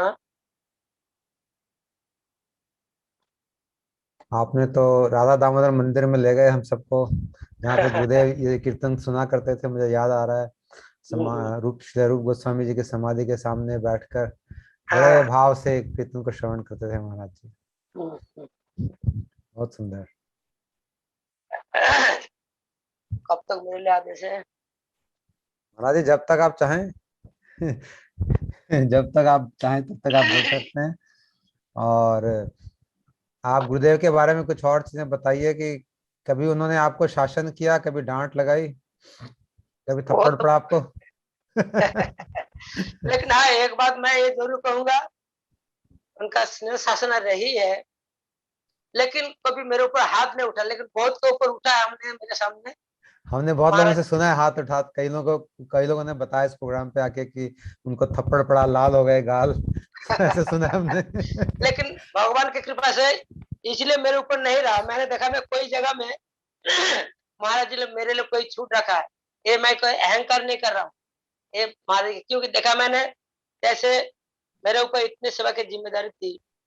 कोई लोग तो काछा खोल कर पे कपड़ पहनते थे, बहुत डांटते थे, लेकिन मैं खोल के पहनता तो मुझे बोलते नहीं थे कुछ महाराज। ओह। हाँ, किसी व्यक्ति का हाथ में अंगूठी होता था, बोले तुम्हारा उंगली हम काट लेंगे, तुम्हारे भगवान के नाम पे गुस्सा नहीं, तुम अंगूठी धारण करके रखा हो। लेकिन मेरे हाथ में तांबे का था, लेकिन मालिक मुझे कभी नहीं डांटा इसके बाद। हाँ, क्योंकि मैंने वास्तव में नहीं कहना चाहिए, मैंने जब तक महाराज जी के पास में रहा है, मैंने महाराज जी ने जो भी सेवा के लिए उन्होंने आदेश किया है, चाहे मुझे जानकारी हो चाहे ना भी हो, मैंने अपने बुद्धि लगा करके मैंने उस काम के लिए मैंने सक्सेसफुल रहा है। इसलिए महाराज जी ने खुद एक दिन, जब मैं गर्मी का समय था, मैं ठाकुर जी के लिए पहले जब अर्चन करता ठाकुर जी श्रृंगार भी कर लेते, ठाकुर जी मिठाई भी बनाना था, ठाकुर जी लोग पोशाक भी बनाते थे। तो एक दिन मैंने जैसे बनाते थे पतित पावन प्रभु जी और भी थे बनाते, मैं देख देख करके मैंने सीखा। गर्मी के समय में एक दिन मैं ऐसे ठाकुर जी का ड्रेस सिल रहा था, तो महाराज जी करीब 3 साढ़े 3 बजे करीब कौन है खट खट करता है। महाराज जी आ गए, मैं जिस रूम में था, तो मैंने कुर्सी छोड़कर मैं खड़े गए, बोलो ओ बेटा तुम इसको भी तुम जानते हो, तुम है हो गया बेटा तुम्हारा भजन, तुम तो उधर प्रवचन कीर्तन रसोई परोसना सब कुछ कर लोगे, ठाकुर जी का अर्चन श्रृंगार कर लोगे, फिर ये भी कर लोगे, फिर जनरेटर देख लोगे, बेटा बहुत पूरे रहने से भजन नहीं होता। ये भी उनका एक प्रकार से हमारे अभिमान ना है, इसके लिए उन्होंने इनका ये भी एक प्रकार शासन बानी कहिए, उनका स्नेह कहिए। तो उन्होंने कहा बेटा बहुगुण रहने से भजन नहीं होता, अहंकार आ जाता है। तो मैंने कहा महाराज जी आप आशीर्वाद कीजिए कि अहंकार हमें कभी ऐसा ना है कि हम ऐसे सेवा करते रहे। लेकिन इसलिए कभी थोड़ा बहुत हुआ है, लेकिन उसमें मेरा कोई गलती थी नहीं, लेकिन मेरे भलाई के लिए उन्होंने बोले थे। वो बात यह है कि महाराज जी ने एक बार पुलिस लाइन से कुछ लोग आए, महाराज जी से बोले कि महाराज जी हमें तो वहाँ सब मतलब गॉड फैमिली, राधा कृष्ण है, लक्ष्मी नारायण है, राम सीता है, शिव शिवानी उनका पूरा परिवार है, तो जयपुर से सब विग्रह लाना था। तो महाराज जी ने मुझे तो उन्होंने कहा कि आप कोई एक विश्वस्त किसी व्यक्ति को भेजो जो कि एक पत्थर भी पहचान सके, अच्छी चीज पहचान सके। तो महाराज जी ने मुझे बुलाया कि तुम इन लोग के साथ तुम जाओ और वहाँ उनके जो कुछ कहते उनको थोड़ा मदद करो। तो मैं गया इन लोगों के साथ। तो फिर जब मैं पहले जब गया गोविंदा मंदिर, तो गोविंदा मंदिर में वहाँ पास में एक मारवाड़ी महापुरुष जी के मंदिर कौन में सा हमारे मंदिर गए? गोविंद देव के मंदिर जयपुर पहले गए वहाँ जयपुर, दर्शन ठीक किए। ठीक ठीक। तो मंदिर के पास में एक वो था, मारवाड़ी जी का महाप्रभु का मंदिर था। तो हम्म उसमें हमारे गुरु भाई रहते थे, उनका नाम था हलाधर था। वो हम्म में से बहुत सीनियर, वो मठ में रहते थे। उन्होंने कैसे क्या किया मुझे मालूम नहीं था। उन्होंने वो तो दूसरा किसी को लेकर के वो मठ से बाहर कर चले गए। महाराज जी उनके ऊपर गुस्सा था, मुझे क्या मालूम था भाई। तो जब रात हो गया तो उन लोग ने होटल में रहने लगा। मेरा उस समय गौरी पसंद था। उन लोग शराब भी पी रहे थे, उन लोग वो भी बहुत कुछ ऐसे आइटम से वो सब ऐसे गंदा चीज खा रहे थे। तो मैंने उनके साथ कैसे रहूँ होटल में। मैं कहा मुझे गोविंद मंदिर में वहीं छोड़ दीजिए, तो वहाँ कहीं भी मैं रात बिता लूँ। तो मैंने उस गुरु भाई के पास में मैंने रहा। तो सवेरे उठ करके फिर उन लोग आए, मुझे ले गए वहां। सब मूर्ति दर्शन किया, सब देखे, सब देख करके फिर हो गया। तो फिर उस दिन रात के रह गए। करीब 12-1 बजे गाड़ी चली वहां से। 6 बजे तक मथुरा पहुंच गए गाड़ी। 6 बजे ठीक महाराज जी आने करने के लिए बैठे थे, मैं महाराज जी के पास में गए। तो बोले सब कुछ काम हो गया? बोले हाँ महाराज जी हो गया। वो मठ के सामने उन्हें उतर के गए। तो महाराज जी ने कहते तुमने रात को कहा था तुमने? तो मैंने कहा महाराज जी ये लोग तो सब अंडा खा रहे थे, मीट खा रहे थे और वो शराब भी पी रहे थे, मैं इनके साथ कैसे आया तो उस होटल में। तो मैंने गोविंद मंदिर के पास मैंने छोड़ने के लिए बोला था। तो हमारे गुरु भाई से मिल गया। तो वहाँ एक मारवाड़ी का मंदिर में रहते हैं। तो उन्होंने कहा कि चलो मेरे घर में रह लो। तो रात को उन्हीं के घर में रह गया। बोले क्या नाम है उनका? तो मैं जब हलाधर नाम कहा, महाराज जी इतने भड़क गए, निकल जाओ मेरे घर से, मेरा घर अपवित्र हो जाएगा, निकल जाओ मेरे घर से यहाँ से। मैं बोली महाराज जी मैं क्या हूँ, मैं तो जानता नहीं। बोले नहीं जानते हो, इतने दिन मठ में रहे। बोले महाराज जी मैं बिल्कुल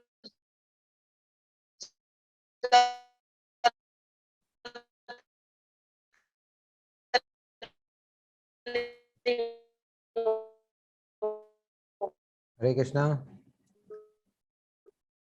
हरे कृष्णा।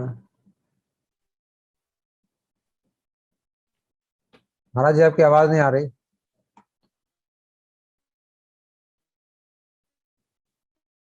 मैं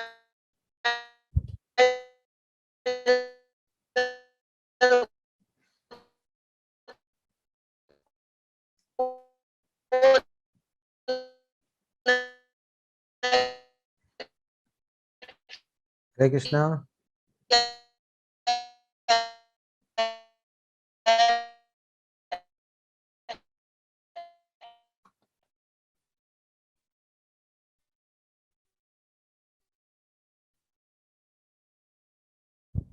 ओहो, लगता है महाराज जी डिस्कनेक्ट हो गए।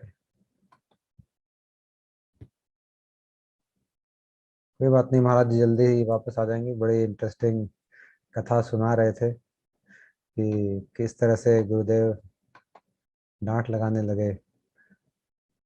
गुरुदेव का डिसिप्लिन बहुत ही मजबूत था और कोई भी ब्रह्मचारी इधर उधर नहीं हो सकता था बिल्कुल भी। महाराज जी हर एक का ध्यान रखते थे पर्सनल, और हर एक का बचाव भी करते थे। एकदम एकदम छत्र छाया रखते थे अपनी उसके ऊपर, ताकि कोई भी यहाँ वहाँ ना जा पाए। तो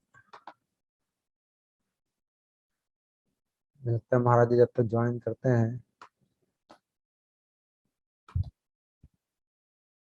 अभी नहीं आए।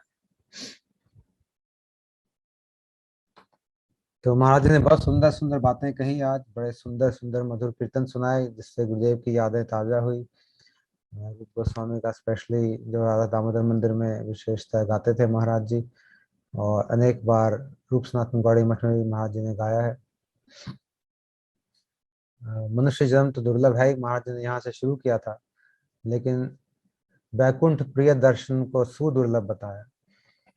जो बैकुंठ प्रिय हैं उनके दर्शन, यानी कि ऐसे गुरुदेव के जो बैकुंठ धाम से हैं सीधे ही उस गोलोक वृंदावन से, ऐसे ऐसे महापुरुषों के दर्शन तो बहुत ज्यादा दुर्लभ है, सुदुर्लभ। और हम लोग का हो भाग्य कहिए कि पता नहीं कैसे ऐसे महापुरुष संत के दर्शन हो पाए, इनके साथ संग हो पाया, जितना भी हुआ लेकिन हुआ तो सही। और महाराज जी ने किस तरह से हमारे उस समय सुदर्शन प्रभु को एक एक चीज पर्सनली सिखाई, ये इन्होंने बड़ा अच्छे से बताया। कैसे आरती करनी है, प्रदीप का क्या मतलब है, मोर पुछ क्यों करते हैं आरती में, ऐसे पर्सनल केयर जैसे महाराज जी ने एक एक चीज सिखाई। और महाराज ने बड़ी अच्छी बात कही कि केशव जी गौड़ी मत उस समय मथुरा शिक्षा प्राप्ति करने का एक केंद्र था। ये बात एकदम सही है। हमें याद है कि उस समय हम लोग भी जाते थे, तो दिल्ली से कुछ लोग तो हर रोज ही जाते थे ट्रेन लेके और वापस आते थे। हर रोज आप सोचिए, वृंदावन जाना और वहां से वापस आना, खाली गुरुदेव की 1 घंटे कथा सुनने के लिए। और हम लोग भी सुबह जाते थे तो ऐसा करते थे कि 6 बजे पहुंच जाए वहां पे, क्योंकि गुरुदेव की कथा शुरू होती थी उस समय। तो कथा कोई मिस करना नहीं चाहते थे। महाराज जी आ गए तो महाराज जी से आगे की कथा सुनते हैं। महाराज जी अनम्यूट कर लीजिए।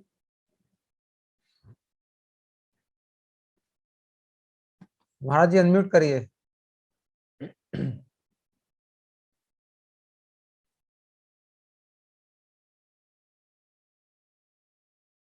आप म्यूट हैं।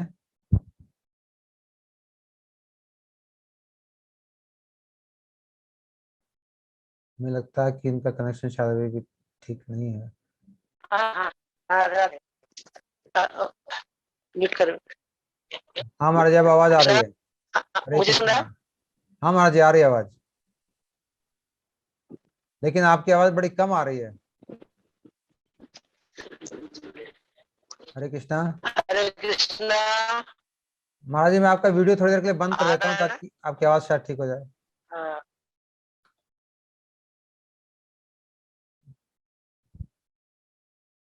हरे कृष्णा।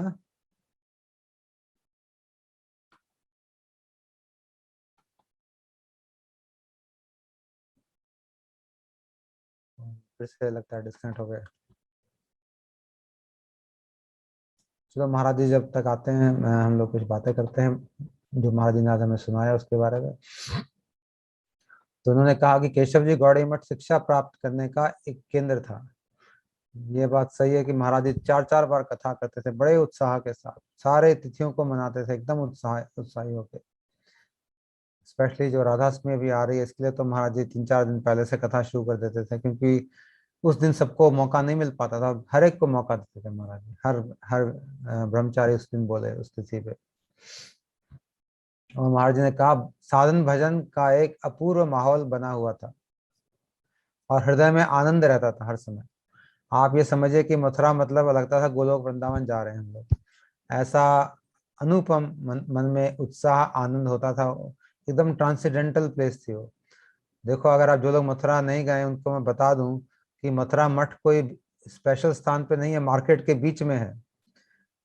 और वहां पे नीचे सब्जी और हौजरी की दुकानें, कपड़े की दुकान, ठेले वाले चिल्ला रहे हैं बैंगन ले लो, आलू ले लो।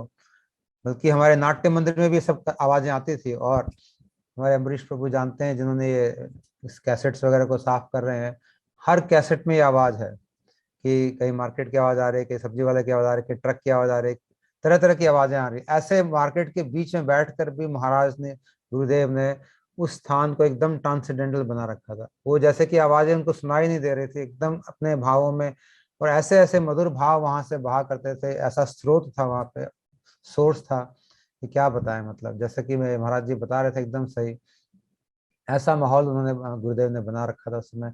ऐसी विषम जगह में भी इतना सुंदर माहौल, मतलब ऐसा कोई नेचुरल सराउंडिंग्स नहीं, ऐसा कुछ भी नहीं। सब्जी वालों की आवाज आ रही है और उसके बीच में महाराज जी इतनी मधुर मधुर कथाएं परिवेशन करते थे कि लोग मुग्ध रह जाते थे। चारों तरफ से लोग भाग भाग के वहां पे इकट्ठे होते थे। तो ये बहुत ठीक ही कहा महाराज जी ने कि साधन भजन का अपूर्व माहौल बना रखा था। महाराज जी आ गए। महाराज जी आप अनम्यूट करें अपने आप को।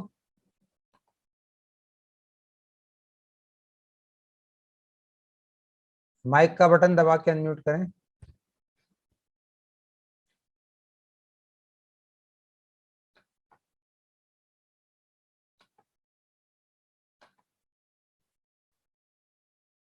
आपका फोन में कुछ हो नहीं पा रहा, या तो दूसरा कोई फोन से ट्राई करें ज्वाइन करने का, मेरे को लगता है।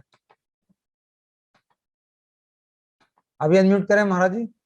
हाँ, हरे कृष्णा। हाँ हरे अभी कृष्णा। आवाज आई है। हरि बोल। हाँ अब ठीक है, अब आवाज आ रही हरि है। बोल। हेलो। माय फोन आपको है ठीक है। हाँ और महाराज जी अब ये आवाज आ तो रही है, नहीं आप बोल कर सकते सकता। हैं। हाँ जी, आपको तो आवाज आ रहा है मुझे। और आवाज साफ नहीं आ आई रही है है आपकी। आवाज। अच्छा। साफ नहीं आ रही ठीक महाराज जी। है। अच्छा जी। तो मैं आवाज नहीं आ रही महाराज जी।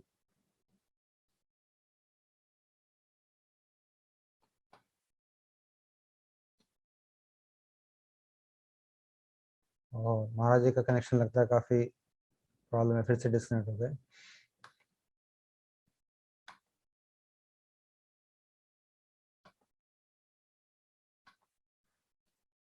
तो मैं बात कर रहा था कि साधन भजन का एक अपूर्व माहौल बना हुआ था, जैसा इन्होंने कहा महाराज जी ने,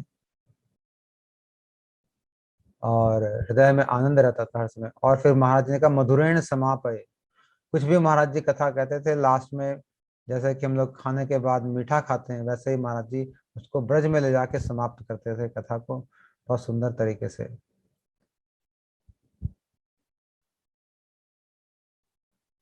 और महाराज जी ने कहा कि हाथ पकड़कर एक एक चीज सिखाई गुरुदेव ने इनको। तो ये तो हमें नजर आ रहा है कि किस तरह से महाराज ने एकदम पर्सनल, बड़े प्यार से हर चीज सिखाई। प्रसाद भोग, ठाकुर जी के लिए भोग बनाना, रसोई बनाना, सफाई करना, जनरेटर का ध्यान रखना, महाराज जी ने अनेक अनेक सेवा करी। फिर लास्ट में तो ठाकुर जी के लिए कपड़े भी सिलना और मंदिर में सेवा करना, पुजारी सेवा करना। तो आप देख सकते हैं कि ये हमारे बाबा जी महाराज जी एकदम ऑलराउंडर है।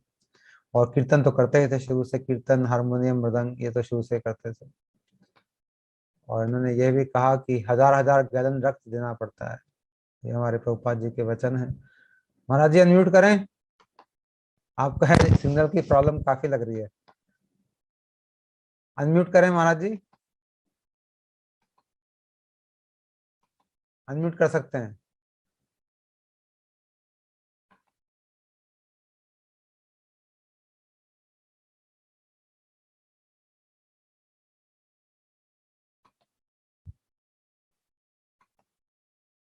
महाराज जी अनम्यूट करें।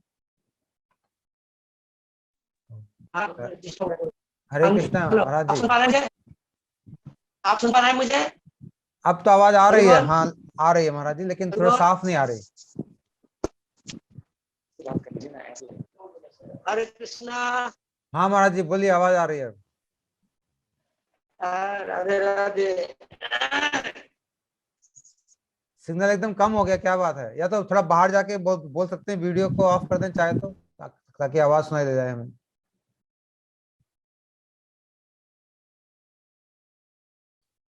फिर आवाज बंद हो गई है। हरे कृष्णा।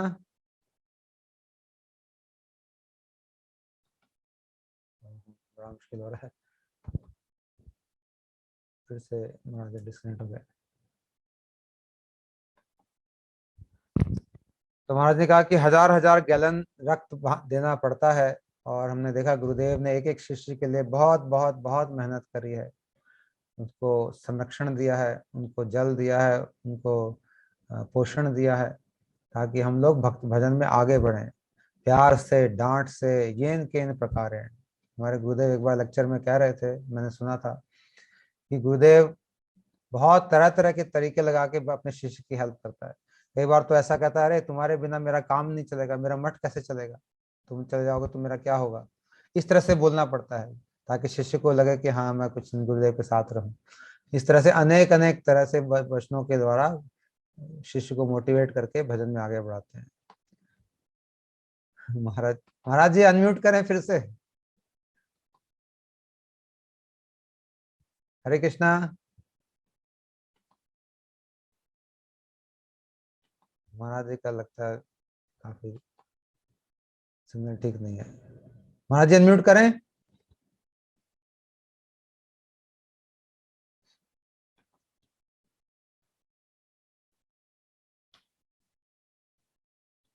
हरे कृष्णा।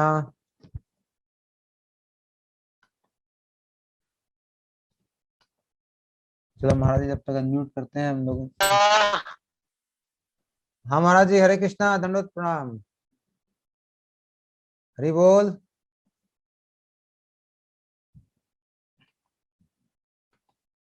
महाराज जी आप दूसरा फोन कुछ ट्राई कर सकते हैं शायद, या बाहर जाके कमरे के बाहर जाके ट्राई करें। मेरे को लगता है अंदर आपका वो आएगा नहीं शायद अंदर, फिर से डिस्टेंट हो गए। तो फिर महाराज जी ने याद दिलाया कि किस तरह की सभाएं गुरु जी किया करते थे। पर तत्व के ऊपर एक बार उन्होंने सभा करी, सिर्फ एक वर्ड या दो वर्ड देते थे, इसके ऊपर सब लोगों को बोलना होता था और सभी विद्वानों को महाराज जी बुलाते थे। देखो ये महाराज जी की कृपा करने का तरीका है।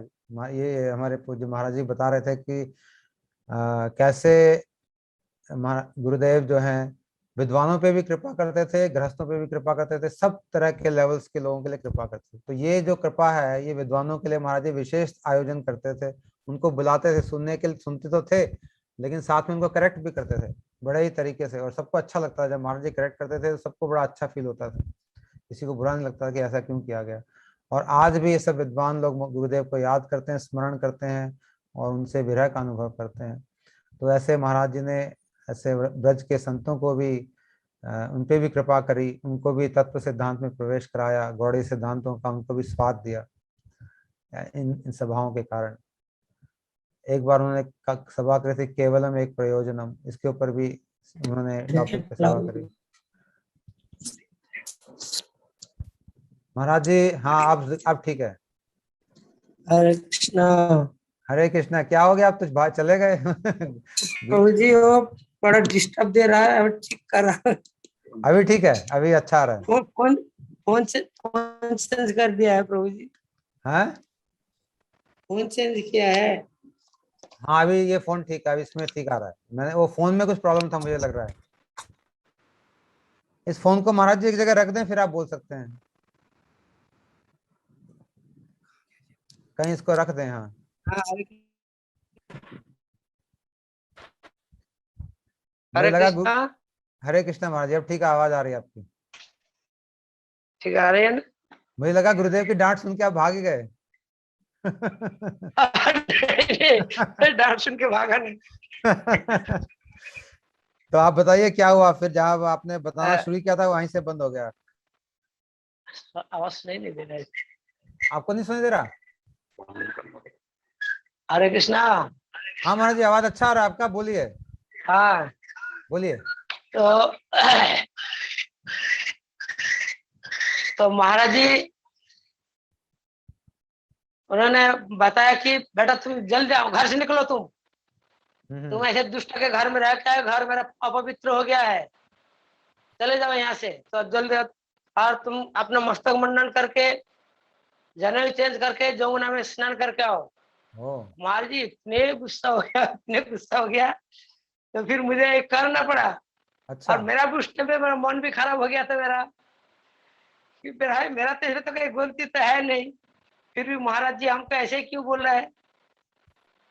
तो फिर हमारे गुरु भाई थे निताई प्रभु जी, वो महाराज जी का सब स्नान करने से पहले उनके शरीर में तेल लगाते थे। तो उन्होंने कहा महाराज जी वो उनका तो कोई गलती है नहीं, तो अब ऐसे बोले, उनका मन खराब हो गया।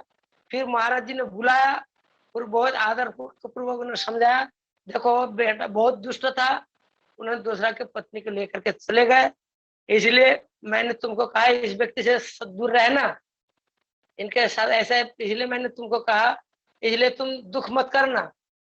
फिर मैं शांत होकर फिर मैंने रहा। ये महाराज जी का एक अनुशासन था। इसी कारण से जो भी हम उसको बुरा नहीं मानते हैं, कि हम जिनके पास में रह रहे हैं तो उनका शासन करना।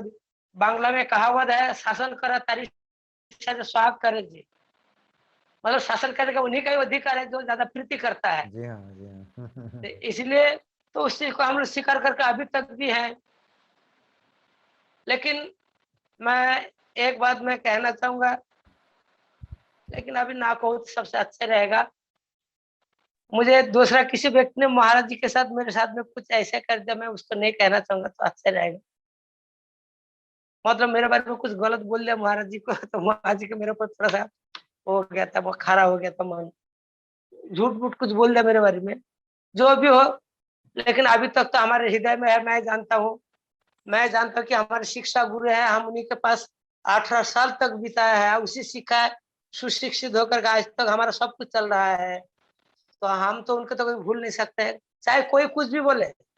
मैं इतना जानता हूँ, हमारे गुरु जी ने यानी अश्वमेध दीक्षा गुरुपाद से भक्त बामन गोसाई महाराज जी ने कहते हैं कि हमारे गुरु भाइयों के प्रति कोई भी किसी प्रकार के कोई खराब न सोचना, ना कोई खराब व्यवहार मत करना, यदि हमें अपने गुरु मानते हो।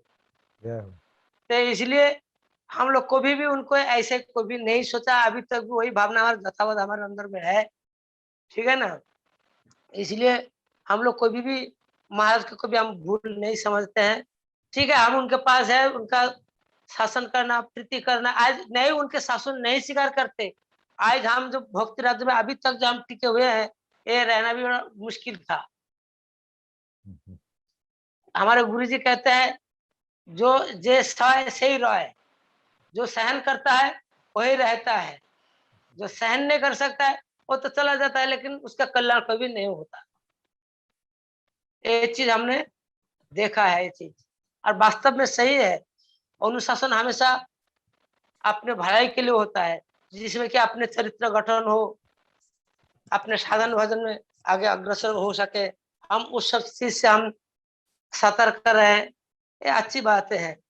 इसलिए हम उसको दुख नहीं मानते हैं। तो ये हमारे साथ महाराज जी के साथ में बहुत अच्छा संबंध रहा। महाराज जी ने फिर मुझे रूप सनातन मठ का जिम्मेदारी भी मुझे दिया था। वहां पर मैंने 1 साल तक, विमल प्रभु जी चले जाने के बाद मैंने 1 साल तक जिम्मेदारी में रहा। फिर जब गुरु जी ने बुलाया तो मैं, गुरु जी ने जयपुर में एक मठ बनाया था, मैं तब गुरु जी के बुलाने से मैं जयपुर मठ में चले गए थे। मैं ये महाराज जी के साथ में, मतलब मैं ऐसे ही महाराज जी के साथ में हमारा इतने साल तक बीते हैं। हम उन्हीं के चरण कमल में और अपने गुरु जी के चरण में, अपने शिक्षा गुरु जी के चरण कमल में हम यही प्रार्थना करते हैं कि मेरे जान में, अनजान में, ज्ञान में, अज्ञान में, कैसे भी हमारा जो भी त्रुटियां हो, गलतियां हो, सब क्षमा करे, यही प्रार्थना करते हैं। और हम कर सके हम प्रार्थना करते हैं, अपने नित्य धाम से हमें अपराध क्षमा कर दे, हम यही प्रार्थना करते हैं। तो हम इसी वचन के साथ मैं अपने वाणी को देता हूँ। तो थोड़ा महामंत्र को क्या आपकी इच्छा महाराज जी, कर सकते हैं 2 मिनट। नहीं, आपकी आवाज साफ नहीं आ रही, लेकिन कट कट के आ रही है। अच्छा, अभी सुन पा रहे हैं? सुन तो पा रहे हैं, लेकिन वो कट कट के आ रहा है, मतलब क्लियर साफ नहीं आ रहा। अच्छा, इसको निकाल दो। क्या हो गया? तो प्रभु जी एक महामंत्र करके फिर मैं समाप्त करता हूँ। प्रभु जी ठीक है महाराज जी, कर दीजिए, थोड़ी देर 1-2 मिनट कर दीजिए।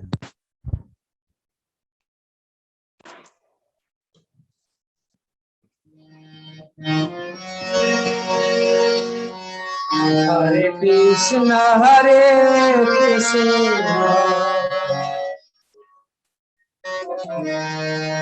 कृष्ण हरे हरे राम हरे राम राम राम हरे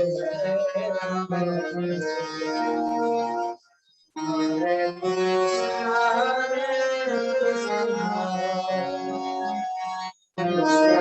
कृष्ण हरे राम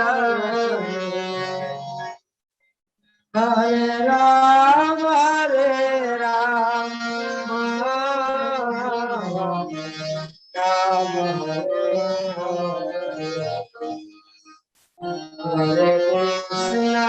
हरे कृष्ण कृष्ण हरे राम हरे राम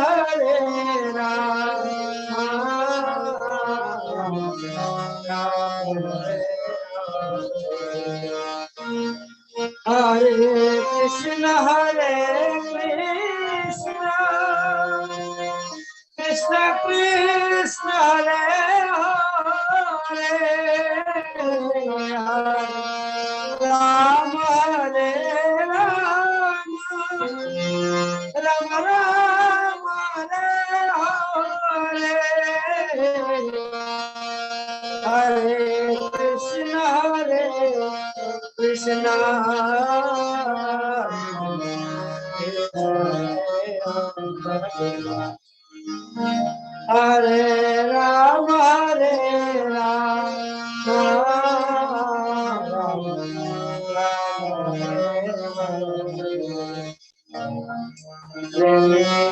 हरे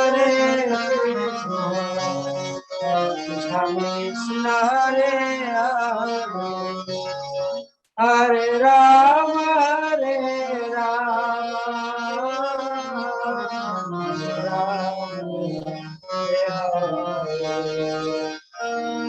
हरे कृष्ण कृष्ण कृष्ण हरे हरे हरे राम राम राम राम हरे हरे हरि बोल हरि बोल हरि बोल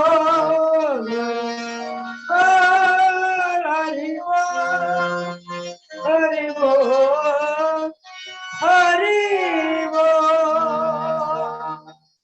गौर प्रमानंदे हरि हरि हरि बोल। बहुत सुंदर गौर प्रमानंदे हरि हरि। बहुत सुंदर, आपने बड़े भाव से बड़े उच्च स्वर में मधुर स्वर में महामंत्र किया और ठाकुर जी के गुरुदेव की याद दिलाई। आदेश तो ये आपको मेरा दंडवत प्रणाम। आपने बहुत सुंदर सुंदर बातें हमें सुनाई। मैंने ज़्यादातर बातें ऑलरेडी रिपीट कर दी हैं, दो चार बातें रह गई हैं, जो एक दो बातें हैं वो मैं बोल के समाप्त करूंगा। आपने बताया कि गुरुदेव ने प्रबंध पंचकम लिखा है। अगर गुरुदेव कोई भी आप सिद्धांत देखते थे तो उनको उनके तेवर फिर देखने वाले होते थे। हमने उनको देखा है सामने से, एकदम लाल हो जाते थे, एकदम फटाफट कहते हैं अभी पेन लाओ, और हाथ क्या लिखते थे अब, मतलब ऐसा कि मैं उड़ा दूंगा एकदम। और आपने सही कहा, मतलब एकदम आवेश में आ जाते थे कि कोई भी अगर कोई गलत सिद्धांत को एस्टेब्लिश करने की कोशिश करता है या कहीं भी कुछ छोटा मोटा भी करता है, तुरंत उसको वहां महाराज जी काटते थे पूरे जोश के साथ। एकदम सुप्रतिष्ठित थे सब सिद्धांतों में और किसी भी आप सिद्धांत को सहन नहीं करते थे। कितनी भी बड़ी सभा हो, कितना भी बड़ा व्यक्ति क्यों ना बोल रहा हो, अगर वो आप सिद्धांत बोलेगा तो महाराज इसको तुरंत रोक देंगे और बिल्कुल शर्माते नहीं थे, एकदम एकदम काट के उसको सही कर देते थे। और फिर वो जिसको काटते थे वो भी बड़ा प्रसन्न हो जाता था। मतलब ऐसा उनका अद्भुत उनका प्रभाव था कि जिसको काटते थे वो व्यक्ति नाराज होने के बजाय बहुत प्रसन्न होता था प्रमाणों के साथ। और यहाँ पे आपने कहा कि गुरुदेव ने प्रबंध पंचकम लिखा, जो बाबा जी लोग अब सिद्धांतों को प्रचार करने की कोशिश कर रहे थे उनके अगेंस्ट, और किसी ने चूं भी नहीं बोली, किसी ने भी कोई भी जवाब नहीं आया उसका, सब शांत बैठे रहे। और महाराज जी जब परिक्रमा करते थे तो बाबा जी का जो गढ़ है राधा कुंड के पास, वहीं जाके महाराज जी उनके अगेंस्ट इतनी बातें बोलते थे खुलेआम, उनके घर के सामने खड़े होके। और वो सब चुपचाप बैठ के सुनते थे, किसी की हिम्मत नहीं होती थी कि आगे आगे कुछ ना बोल दें उनको, ऐसा नहीं होता था। तो ये सब हमने अपनी आंखों से इन सब चीजों के दर्शन करे हैं। और श्याम लाल हकीम की आपने बात करी कि केस कर, उनको बोला गया कि सब उनके लीडर थे कि केस कर दो महाराज जी के अगेंस्ट, लेकिन उन्होंने बड़ी समझदारी का काम किया, केस नहीं किया। अगर करते तो शायद वो उल्टा ही उनके ऊपर आके पड़ता। तो बड़ी समझ, क्योंकि उनके पास प्रमाण थे नहीं और गुरुदेव हर चीज प्रमाण से करते थे। और मैं इसी बात में मुझे याद आया कि महाराज जी जब इस्कॉन का केस चल रहा था तो उनको भी महाराज जी ने बचाया था, क्योंकि जब केस में ऑलमोस्ट जीत चुके थे वो लोग, बॉम्बे बॉम्बे कोर्ट में चल रहा था केस, गुरुदेव अक्सर वहां जाया करते थे और ऐसे शास्त्रों से प्रमाण दे दे के उन्होंने जज को कन्विंस किया और फिर वो केस उनके फेवर में आया इस्कॉन के। नहीं तो सारे इस्कॉन की संपत्ति उनके बच्चे लोग, प्रभुपाद जी के बच्चे लोग ले जाते हैं। तो इस तरह से गुरुदेव ने अनेक अनेक बार ऐसे शास्त्र प्रमाणों से लोगों की रक्षा करी। आपने कहा अगर वो केस करता तो यमुना जी में फेंक देगा वो, ऐसा उन्होंने कहा। मुझे बड़ा अच्छा लगा ये बात सुन के कि श्याम लाल हकीम ने कहा कि यमुना जी में फेंक देगा। भैया कहाँ से किससे पंगा लेने जा रहे हो। और फिर गुरुदेव ने बड़ी सुंदर तरह से वृंदा देवी की प्रतिष्ठा करी है। वृंदावन के अंदर वृंदा देवी की अनुगत्य में रूप सनातन बड़ी मठ में हमारे वृंदा देवी जी विराजमान हैं। और उनके अनुगत्य में हम लोग भजन करते हैं, रूप सनातन के अनुगत्य में करते हैं। तो ये मैं और भी एक बात कह रहा, मैं भूल गया था मैं। बोलिए महाराज वो जी। बात यह था, वो जो भांडीर वट है ना, जी हाँ। महाराज जी ने ऐसे ब्रज में बहुत जगह में, जैसे टेर कदम है, जी हाँ। भांडीर वट है, भांडीर वट जो विवाह वेदी है, ये सब महाराज जी ने करवाया, वहाँ विग्रह भी बसाया उन्होंने। जी और हाँ। टेर कदम का जो सबसे रूप गोस्वामी जी का जो विशेष स्थान है नंदग्राम में, जी हाँ। वो भी महाराज जी ने वहाँ डेवलप के लिए बहुत, महाराज जी ने बहुत मदद की है, सहायता की है। उद्धव ऐसे क्यारी में भी ब्रज किया के, है।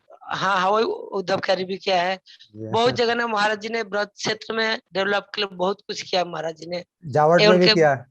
जी जी जी। जो जो हमारे हाँ विशेष विशेष स्थान है, महाराज जी ने वहाँ पे सहयोग देके उनका हाँ हाँ जीर्णोद्धार जीर्णोद्धार किया उन मंदिरों का, हाँ उन जी स्थानों जी। का। हाँ जी। ये महाराज जी के देन है। हम्म, और लास्ट में आपने कहा, जे सहे सही रहे। हाँ हाँ, जो सहन करेगा वही रहेगा भैया इस भक्ति बिल्कुल मार्ग में। बिल्कुल। जो लोग सहनशील नहीं है वो लोग रह नहीं पाएंगे, बाहर निकल निकल जाना पड़ेगा विवश होके। इसलिए तृणादपि सुनिचेन तरोरपि सहिष्णु, सहिष्णु, बिल्कुल। मानी ना मान देन कीर्तनीय सदा हरि। इसके ऊपर जो चलेगा वही इस भजन को, भजन मार्ग पे चल पाएगा। और आपने भी बिल्कुल, इतनी चीजें सहन करी, आपने बताया कि सहन करके आज आप यहाँ टिके हुए हैं और राधा कुंड में आपको वास मिला है, इससे ज्यादा बढ़िया क्या हो सकता है। ये ऐसे गुरु वैष्णव का कृपा से ही संभव है। हाँ। यदि हम ऐसे झेल नहीं लेते तो फिर हम कहीं संसार में कहीं चले जाते। हाँ, बहुत लोग चले संसार भी में गए तो, हैं। घर में तो, घर से मुझे चार चार बार पकड़ के ले गए, फिर ओ, लौट के आया हूँ। अच्छा अच्छा। ये गुरु वैष्णव का बड़ा ही कृपा है। चार चलो। चार बार पकड़ के ले गए, फिर लौट के आया हूँ। ये गुरु वैष्णव का अशेष कृपा है। उन लोग ने अपने कैसा आकर्षण करके, बेटा तू घर जा रहे संसार में जा रहे मरने के लिए, फिर खींच के लाते हैं। ये उन लोग का बड़ा ही कृपा है। जी हाँ। और आज उनकी कृपा से आप आज भी आनंद में राधा कुंड का जी वास जी कर रहे जी हैं। जी, राधा हाँ रानी जी के अनुगत्य में, राधा कुंड के अनुगत्य में अपना भजन कर जी रहे हैं। बहुत जी। सुंदर महाराज जी, आपको मेरा दंडवत प्रणाम। दंडवत प्रणाम। प्रणाम। और प्रभु जी सभी को दंडवत प्रणाम, हमारा सभी को दंडवत सभी प्रणाम। श्रोताओं को भी मेरा दंडवत प्रणाम। और कल के प्रोग्राम, अगर आप लोग कोई कुछ कहना चाहते हैं तो आपके माइक अनम्यूट हैं सबके, जो कहना चाहते हैं महाराज जी से तो कह सकते हैं। और कल हम लोग कार्यक्रम होगा, हमारे भरत प्रभु जी होंगे, फरीदाबाद मठ के इंचार्ज हैं, जम्मू से हैं और अपने अच्छा, परिवार सहित वहाँ मठ में रहते हैं। वो लोग आके भरत प्रभु जी कुछ कथा करेंगे कल हमारे साथ शाम को 8 बजे। आप सब लोग जुड़े रहिएगा। अगर किसी को कुछ बोलना पूछना नहीं है तो हम इस कार्यक्रम को विराम देंगे यहीं पे। श्री गुरु महाराज की जय। अन्य जय कृष्ण वृंद की जय। जय और भक्त वृंद की जय। जय हरिनाम संकीर्तन की जय। जय श्रील गुरुदेव की मधुर स्मृतियों की जय। जय। और प्रेमानंदे हरि रे हरि। हरि हरि। दंडवत प्रणाम।